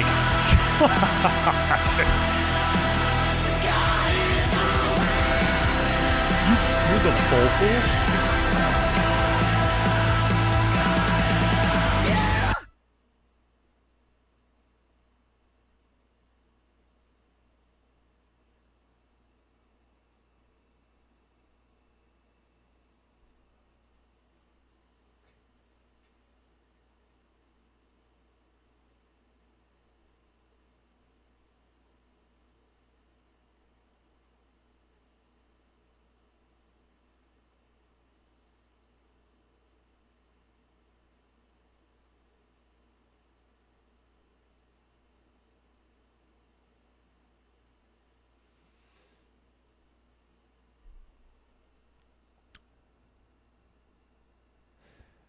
Okay, so to just kind of, I need to reemphasize this point a few times. I heard this live, but when you hear something live for the first time, you're not following it as well as maybe you could when listening to it, through this. So I actually do not know what would have felt better, but I do like the feeling that I got of hearing it live for the first time like that and then following it here versus the other way around, because it's rare that happens for me where I really like a song live and hear it in person like that and then follow it up with this. When they're playing live, there's so much happening, so many lights and things flickering at you, and so many sounds, and the bass and the singing and the layers, and then the people around you, and like I've been standing all day, so there was like pain and then you're disregarding that, but subconsciously you can still feel. So there's so much going on that, like, as I remember, like I do remember the song, but not fully, because on the parts where it hit hard and you hear the crowd screaming along with him at certain parts, like you're in the music. You're not fully listening. You're just there. You're just experiencing. There you go. You're not fully listening. You're just experiencing. So to actually hear that and get to see what they did on a production like side of it, of like how well that was produced and how many things you can hear in there, holy shit. I see, dude, this song came out how long ago? 2 months ago. It has 18 million views. It's a metal song. It has 18 million views in 2 months. Oh my God. And it's just climbing. It's just climbing. Wait, no, is this it? No, that's something else. Oh, it's Epitaph. Whatever. Anyway.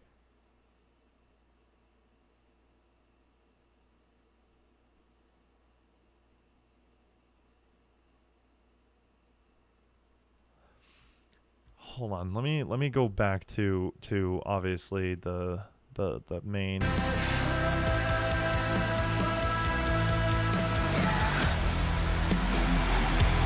Yes, this, like, the breakdown, but it feels like it's so much more than just a breakdown.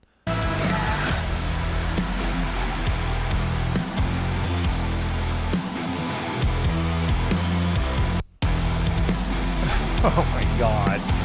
Oh my.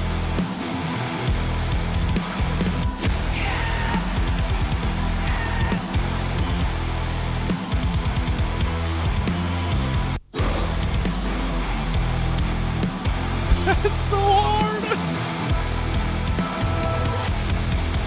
My sinful confession.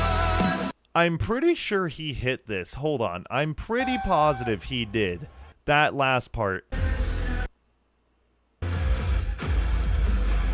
Oh my God, dude. This was so fucking nasty live. Hold on. We're gonna cut to this. Just 1 second.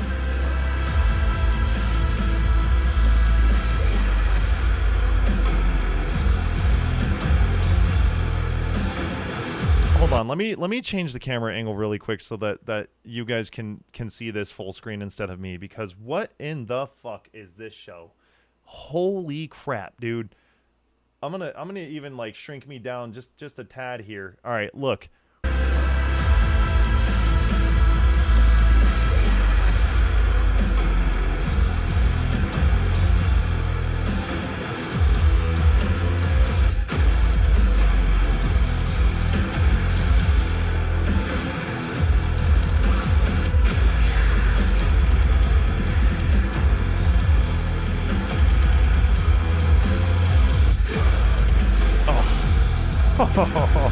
Okay, I'm pretty sure he hit this part.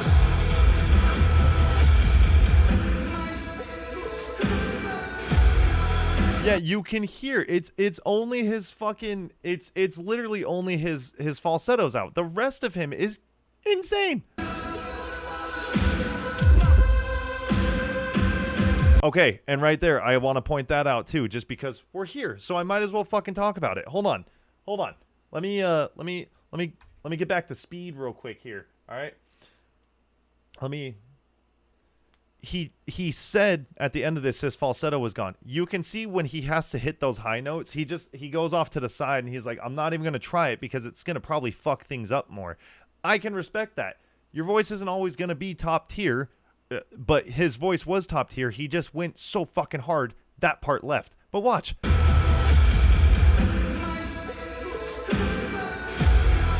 Hits that for the sinful, that full part, off to the side.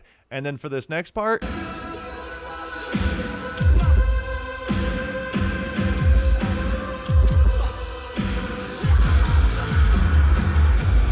He even says, he's like, fuck, because he knows he can't fucking hit it because his falsetto's gone, because he went too fucking hard. He probably got excited. He probably screamed or yelled or fucking sang a certain way and blew it out. Dude, this fucking song is so goddamn good, and this performance was so good. I can't get enough of any of this. I need... just... Oh my god, man. Oh my god. I fucking love this. This performance was so good. This song is so sick. All right, last time. Hold on. Let me see this. My sinful confession, you're my answer.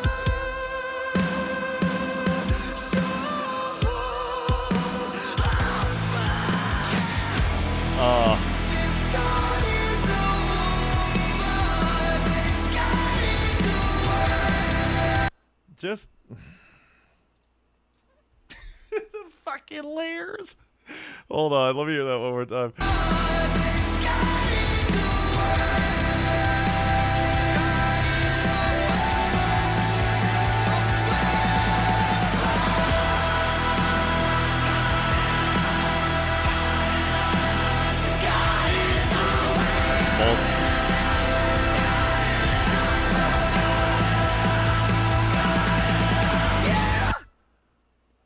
Oh my god, dude! I wonder what that actually looked like on like a track, like on their recording program. I wonder how many layers there were there, because dude, that was like pulling shit from everywhere. Oh my god. Yeah, dude, I've always been Falling in Reverse's biggest fan. I've literally always backed up Ronnie Radke. I don't know what the fuck you guys are talking about. You guys were sleeping on this man. I knew from the beginning. I knew. I got it. You didn't know shit. I knew everything. I never said a single bad word about that man. Ever. I never said... Cut to me in an Asking Alexandria hoodie and a beanie. I fucking hate that guy. He fucking sucks. I never said shit. I was on it. I was on it. I always knew. Y'all motherfuckers were sleeping on Escape the Fate. Yeah, that's my bad. Yeah, my bad. I'll repent for my sins. I'll be listening to a lot more of their stuff. I'll repent for sure. What's up, Falsely? Falsely, is that how you say your name? I feel like me and Brandon have been saying it wrong this whole fucking time. I feel like it's Falls Leah, but I could be I'm probably wrong. Man, I'm so... I'm such a late fan. And you know what? It's not because of bandwagon and all that. It's because I was proven wrong, all right? I was proven wrong, and I'm really glad that I was. I am genuinely glad that I was proven wrong. I wish I would have been proven wrong way earlier. I wish my mind wasn't so goddamn narrow when I was younger. But as I get older, it opens up more, and then we're good to go. If God is a woman, dude, you know? Wow. I'm kind of like at the end of Warped Tour when they closed it out, I looked at Jake and I just was like, and he was laughing because he saw how much fun I was having with it, and he was like, I told you, you've been wrong all these years, because Jake has been a diehard Falling in Reverse fan. From the very beginning, he's always liked Ronnie Radke, and I told him he was wrong, and blah, blah, blah, blah, blah, and we always argued about it, and you know what? He was fucking right, and when I got done at the end of that show, I was just in shock, and I didn't know what to say. Not because I felt like an idiot, but because I was literally blown away by how good that show was. I was like, how did the band that I used to not care about, and the person that I used to fucking be like, yeah, whatever, fuck that guy, is now putting on the best live show I've ever seen? Again, not shame. I was proud to be like, fuck yeah, that was awesome. It was just shock of like, what the fuck? Incredible. Wow. Run it back. I'm kidding. I'm just going to give you guys a fair warning right now. I'm probably not going to do it today, but probably Friday or maybe this weekend or maybe even on my own off stream, I'm going to listen to their entire album that came out before this. In fact, let me make sure that I'm right about this, because I think that's their most recent song, like their most recent single.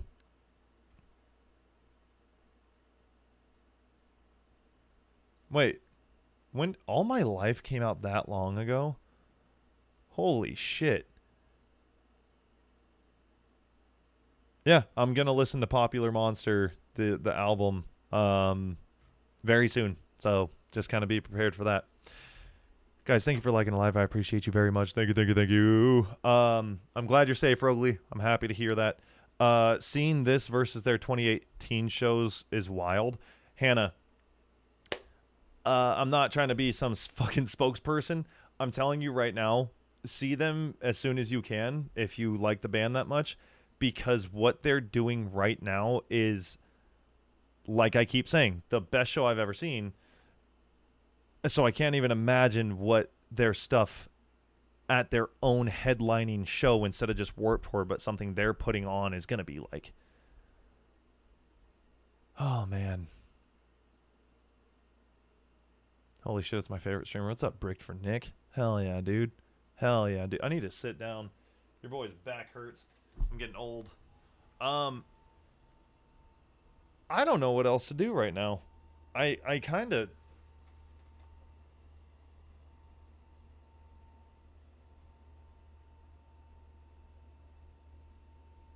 Because I want to listen to the album. Like, I really want to listen to the album, because that's actually all I've been wanting to listen to since Sunday. But I don't have time right now. And I don't want to just do a song and then, you know, have to figure that out. Shake ass? I might start throwing ass. That is a possibility. I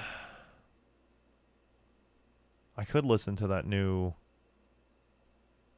Bless the Fall song. I just need to give it a second, because your boy was knee deep in that Falling in Reverse music. I don't know. It's all I want to talk about. It's literally the only thing I want to do and talk about is music. That's it. I haven't been wanting to watch D&D. I don't want to play a video game right now. I just want to consume music. So if I don't listen to that Bless the Fall song,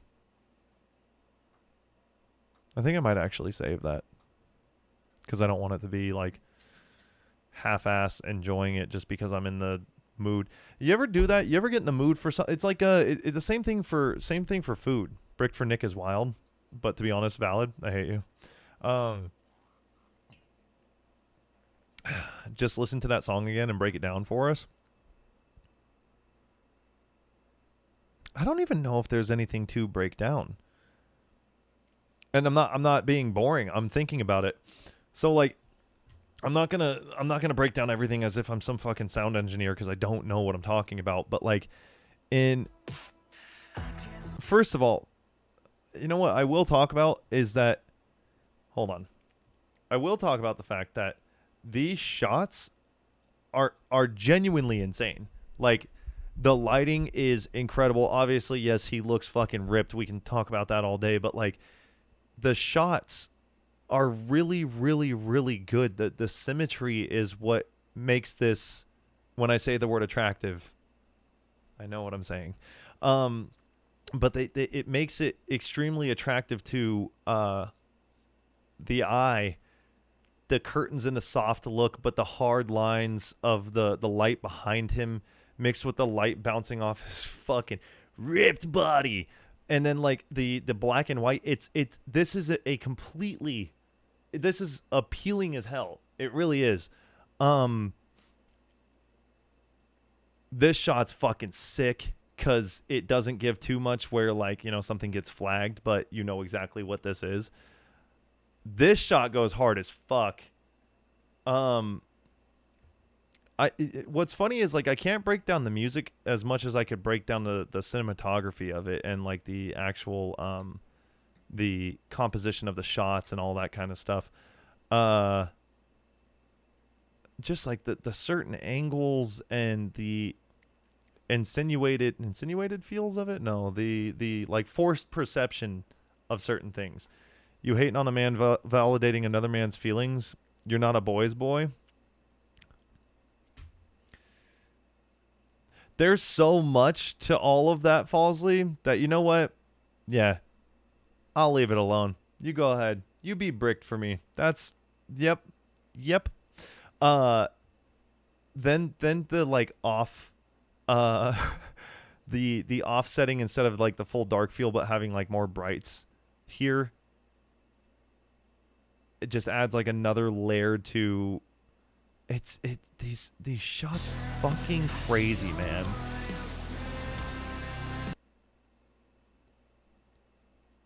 I'm actually more interested in the shots themselves than going through and breaking down the music. They're so clean. As far as the music, because I need to stop talking about that. Let's see.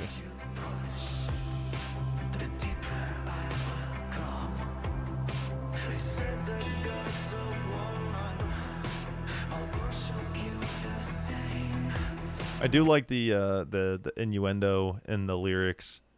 I don't know if it's considered innuendo or just the talking about things that make your brain imagine something else. So like the it's not misdirection either, because he even says like his halo's just a hole and talking about fucking and what does he say? I'm a hand grenade to try to take this ring from me. Watch me detonate. Okay, got that part. You might as well bury me. A sinful confession. Where's the other part that he said? Oh yeah. I can't stop from sinning. My halo's just a hole. It's pretty clever, extremely sexual, and a little creepy. All in one. The shots, dude, the snapping of the finger and the glove. This whole thing is just perfectly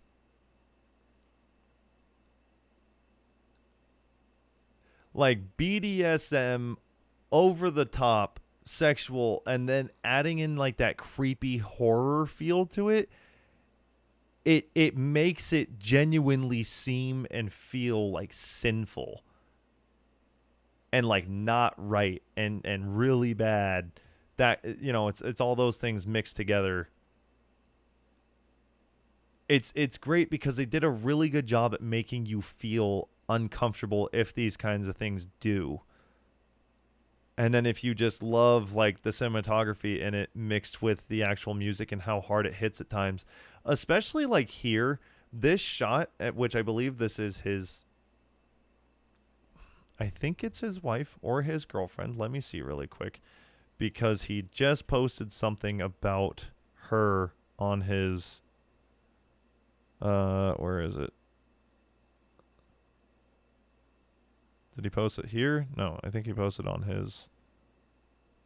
I actually don't know where he posted it, but I think it was just her birthday, and I'm pretty sure, pretty positive. Oh, no, no, no.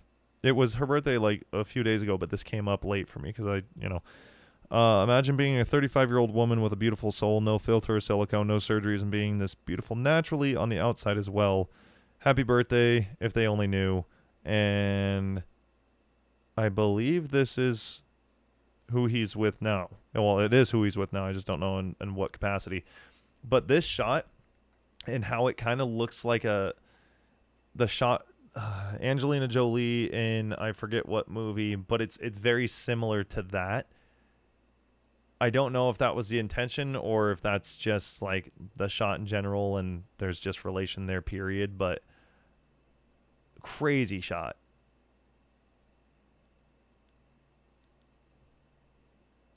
That looks sick. I was too busy headbanging to pay attention to these parts.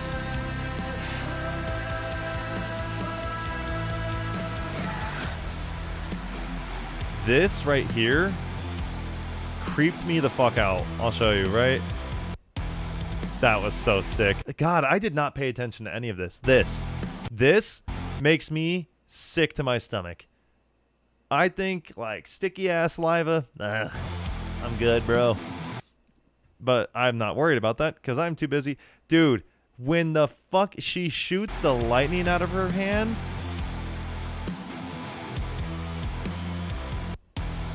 Oh my God, that's so hard. Wow. Wow. I gotta get off this fucking song. I gotta stop talking about it. It's too good. It's too good. It's just too good. Things are too good. They're too good. All right, that's enough yapping. I think I'll put it to you this way, just because I wanna make sure that it doesn't sound like I'm just like. Well, I am enamored by it, but the reason that I'm so drawn into all of this and why I can't get off of it is because, and this happens to me all the time, so I will just give this understanding so that, it's not seen as I don't give a fuck if it's seen any other way, but for my own well-being and having to explain this, I have been this way since I started going to live shows.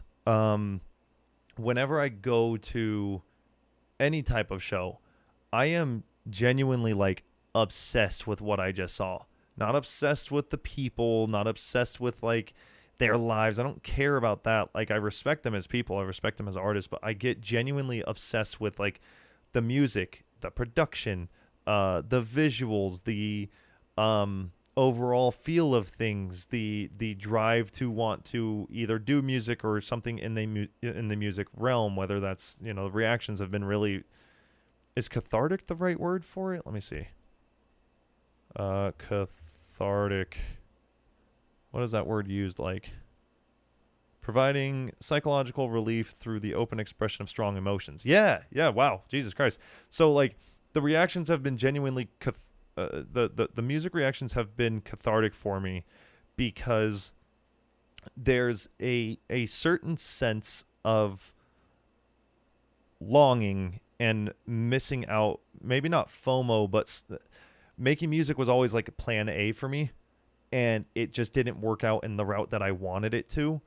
So there was always this little thing missing. And then when I started streaming, I was like, oh, streaming's really nice, and I really like playing video games, and talking to people scratches an itch for me perfectly. Like just yapping in general. I've been talking for almost 2 hours. And having conversations with people, and although it's text on screen, just being able to talk to people is really nice. But music has always been like the number one thing for me. And when that stuff isn't working out, and then through streaming, I'm like, okay, gaming's cool, but like, what is it that I'm missing? And I start just posting little bits of like random music reactions, and then I'm starting to get this feedback from people where it's like, hey dude, we really enjoy what you're doing. I'm like, oh, cool. I mean, I'm just enjoying stuff. I'm not, not some fucking music teacher. I don't know exactly everything that I'm talking about. I just have my opinions, and I have some knowledge of some things. but to have that response has been very, very, very cool. And like I said, cathartic. It hits the spot just right. But after a live show, it just amplifies even more, dude. I mean, it literally just skyrockets for me. So I may be like this for a little bit with watching new stuff, and I'm just going to give you guys a heads up on that. But I think it's been good. It's been very good. I think that might have to be the note that I end on, just because I've kind of like locked into it, and I can't think of anything else to talk about. And unless you guys give me other topics, I'm just going to sit here and ramble about it. So I think what the plan is going to be, and I was talking to Brandon about it, and I'm still loosely planning it. It depends on if he's going to be there or not. No, it doesn't depend if he's going to be there. He's going to be there possibly. Go look in Artsy Artist. I just sent you my shirt. Hold on. I am not. That is not going on merch. I appreciate you very much. There's a reason. Actually, I'll talk about that for a little bit after I explain what's going on Friday. Or no, I'll get back to Friday in a second. The Bricked for Nick stuff, right? That is genuinely a piece of merch that I want to put out, but I don't want to. Yeah, man, came here for this. Appreciate your content. Yo, Peter, thank you for hanging out, homie. I really do appreciate it. I'm assuming you watch the YouTube videos, so there's going to be more very soon. I've just been real busy and trying to plan stuff, but we have the John Bellion video that I'm going to put out, and then I'm going to probably put that out and listen to the Falling in Reverse album and listen to other albums that I've missed out on. So I'll for sure be putting out a ton more. But thank you for kicking it. Appreciate you. As far as like merch, right? I'll just download this really quick so I can talk about it to the desktop. Sure. So when it comes to merch, I don't want the stuff that I'm going to be making to just be simple like this. I'm not shitting on what you did. I'm talking about, I want this shirt to be funny, actually have like a good graphic on it, like the text having like an animation kind of look to it, mixed with a brick doing something that kind of like it looks like a graphic t-shirt. Like, you could just have Snoopy on a shirt, right? Or you can have Snoopy kicking a soccer ball and it saying goal at the bottom. Fire. But like, I don't know, like really very specific, maybe font with brick font and then like bricks falling around it or something like that. Something that makes that look a little bit, more oomph to it. So that's why I haven't put out merch, because it's not just slapping a couple things together and then putting it on a site. I want to get it very specifically made, and then I want to find brands that actually have like good quality shirts and then go from there. But this is a whole fucking project, dude. Like, eventually I plan to do it, but it is once I am comfortable enough in what I'm doing and have a good flow of things, and also have some type of money that I can throw at this. As of right now, I can't pay a graphic designer or even have the time to look for one. 100% enjoyed the Sleep Token work and have been going through your stuff. Cheers. Hey, Peter. Fuck yeah, homie. Thank you again. That's cool as hell to read. That Sleep Token video has been getting all sorts of responses from people, and it has been genuinely like gratifying in the weirdest way, just because, again, it's just me listening to music and people enjoying it. But I guess that's my life now. It's cool, man. Very, very cool. Thank you. I've been sitting on that for a while now.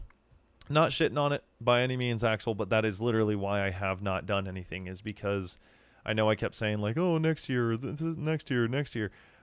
I don't have time, dude. I don't have time. Not a graphic designer, but I thought it was hilarious. No, it is funny. It is funny. It's just, I wanted, because like, you're the number one person that wants merch. I'm not joking. Like, people have mentioned it, but like, you're diehard for that shit, and that's cool as fuck. And I'm not downplaying that by any means. I wish I could just snap my fingers and have. You can't be the. No, you're the diehard though.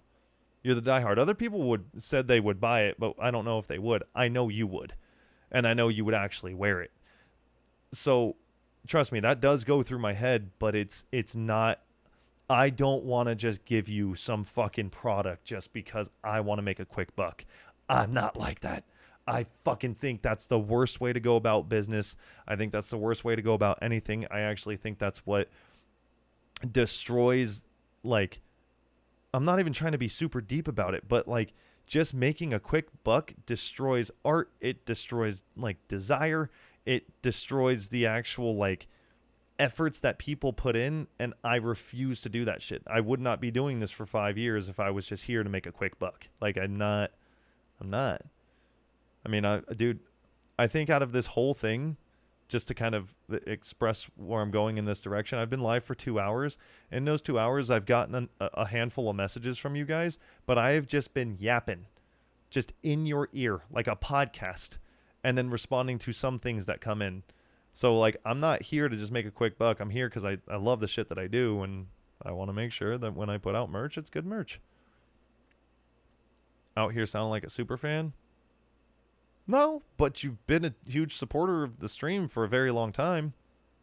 I'd model that shit on my TikTok.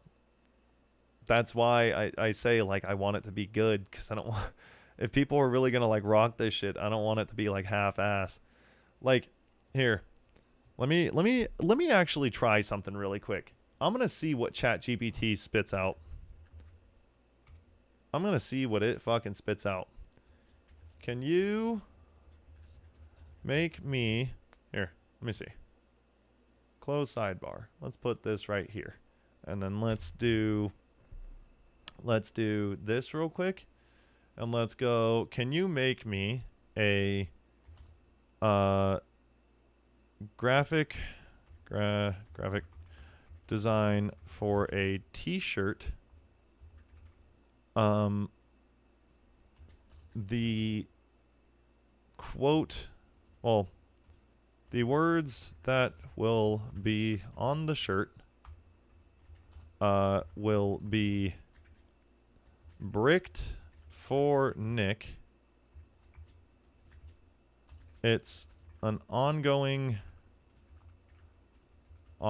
joke in my stream, in my community, or in my stream with my community, and I want to make a logo that actually looks really good and not just text on a shirt.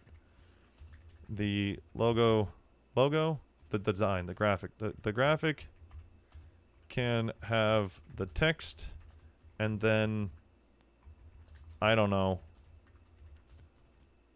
bricks breaking around it, or the words are made out of brick, or whatever your creative where's the word I'm looking at? Creative AI can come up with. Go crazy. Can you make me a graphic design for a t-shirt? The words that will be on the shirt will be bricked for Nick. It's an ongoing joke in my stream with my community, and I want to make a logo, or make a graphic that actually looks really good and not just a text on a shirt. The graphic can have text, can have the text and then, I don't know, bricks breaking around it, or the words are made out of brick, or whatever your creative AI can come up with. Go crazy.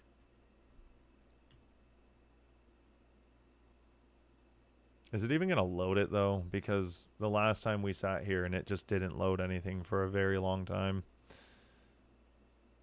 You know me. Oh, it's actually loading something. Look at that.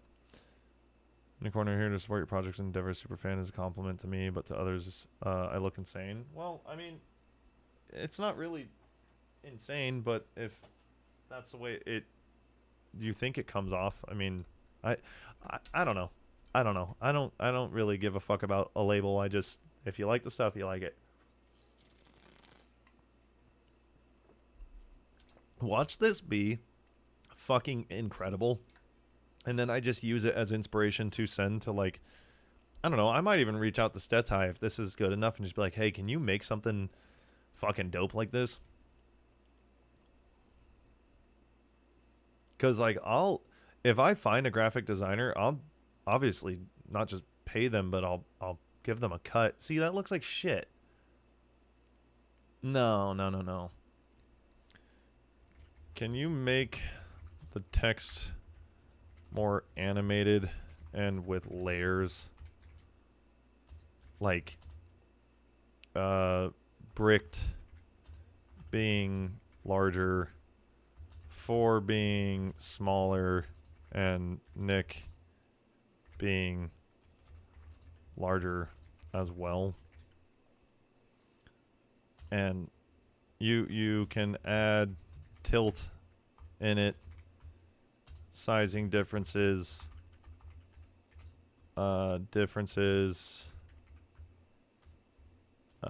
etc. I just want it to pop more, like it's jumping at you, something like that. I don't know. God, what a fucking, that looks terrible. But then again, I mean, it's just kind of, but like, this is what I'm talking about. Like, I'm not just gonna slap that on a fucking shirt, you know? I did say, like, it can just make it out of it. What's funny is I'm gonna screenshot this and put this in, like, artsy artists, and if anybody grabs onto it, fuck it. Could work. I don't know. I'm gonna grab screenshots when this is done, and then I think I'm gonna bounce out for the night. And then I don't know if I'm gonna be here tomorrow, but I'm gonna for sure be here Friday. That's what I was gonna talk. See, that's not bad, but it's not great. No, it's not bad. It's just not bad, period.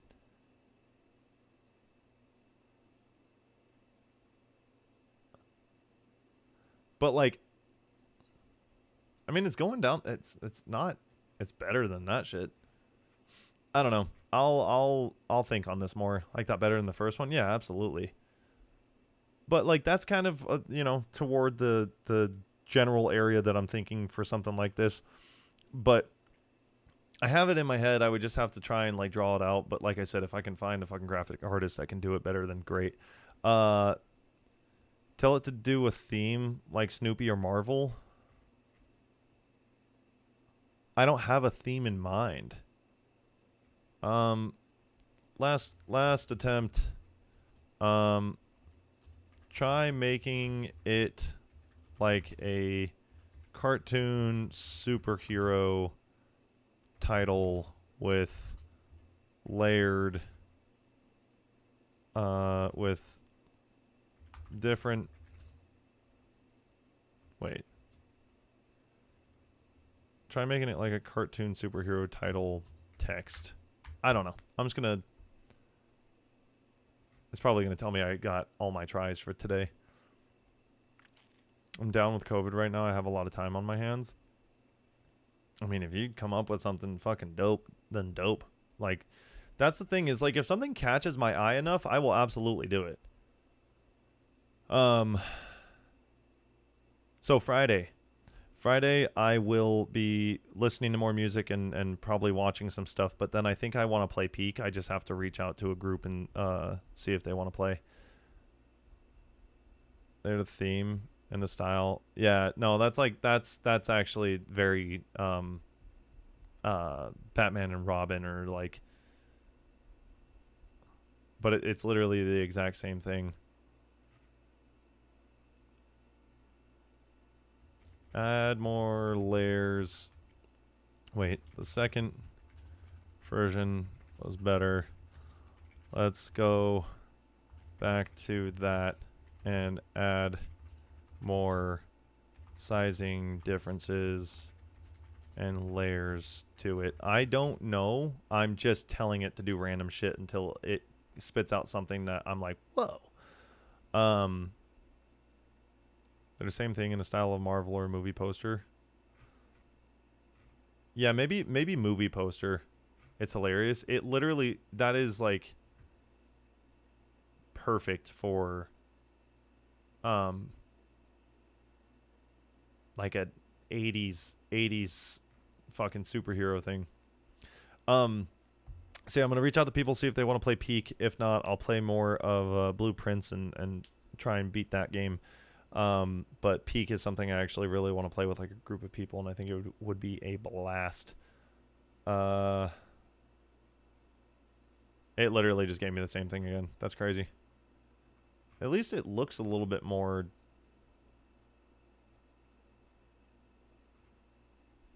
Okay, try this.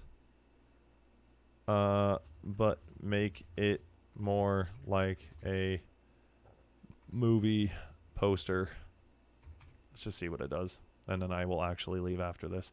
But yeah, at least there's some inspiration there, and I will post it and see if anybody fucking does anything with it. I don't know, maybe Stetai just jumps on it and I'm like, oh shit, okay, cool. Man, listening to that song and yapping that much, I am exhausted. Oh shit, imagine it gives me something insane. Oh shit, oh shit. If God is a woman, then God is a weapon. God, I hope I get to see the Devil Wears Prada soon. Oh, please. I was supposed to see them, and I don't know what happened, but it bums me out. It bums me out, man.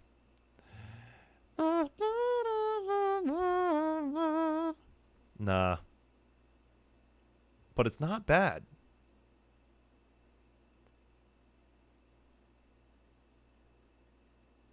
It's not bad. All right. I'll post those in the Discord, see if anybody does anything. What's up, Frog? Until then, guys, thank you very much for hanging out. I appreciate you. Appreciate you. I will be back on Friday. I was going to try and do tomorrow, but I think I need to like lock down some edits. So I will be back on Friday. I think we're back on our regularly programmed schedule. Let me make sure of that just so that, you know, I don't fuck that up. Yeah, I don't have anything coming up on Fridays. I think we're back for a little bit. I think we're good to go. So I will see you guys on Friday. Thank you very much for hanging out. Appreciate y'all listening to me yap and talk and bark and all those other things. There are social medias, Instagram, YouTube, and TikTok is where I post everything. YouTube has long form videos, and I stream on YouTube, TikTok, and Twitch. If you guys are interested, we have a Discord. You can keep up to date with me to stream in the community. And yeah, Discord, just join Discord, because the more people that are in there, the more it becomes, it's popping and it's fun. At one point, we had a lot of people participating in it, and it had like a group chat feel. And then those people just got busy, and that's okay. But like, the more people we have, the more people that want to chime in, and the more people you find that are interested in the same shit as you. And I kick out all the weirdos. I actually just banned somebody because I was like, hey man, the person messaged me, I think I'm not even joking, like 14 times, and was posting in the Discord just all sorts of shit that like they couldn't even respond to. And I was like, I don't want that in here. So bye. So I don't keep any of the weirdos around. So if you guys are interested in joining that, you can go ahead and join. And until then, I will see you on Friday. All right.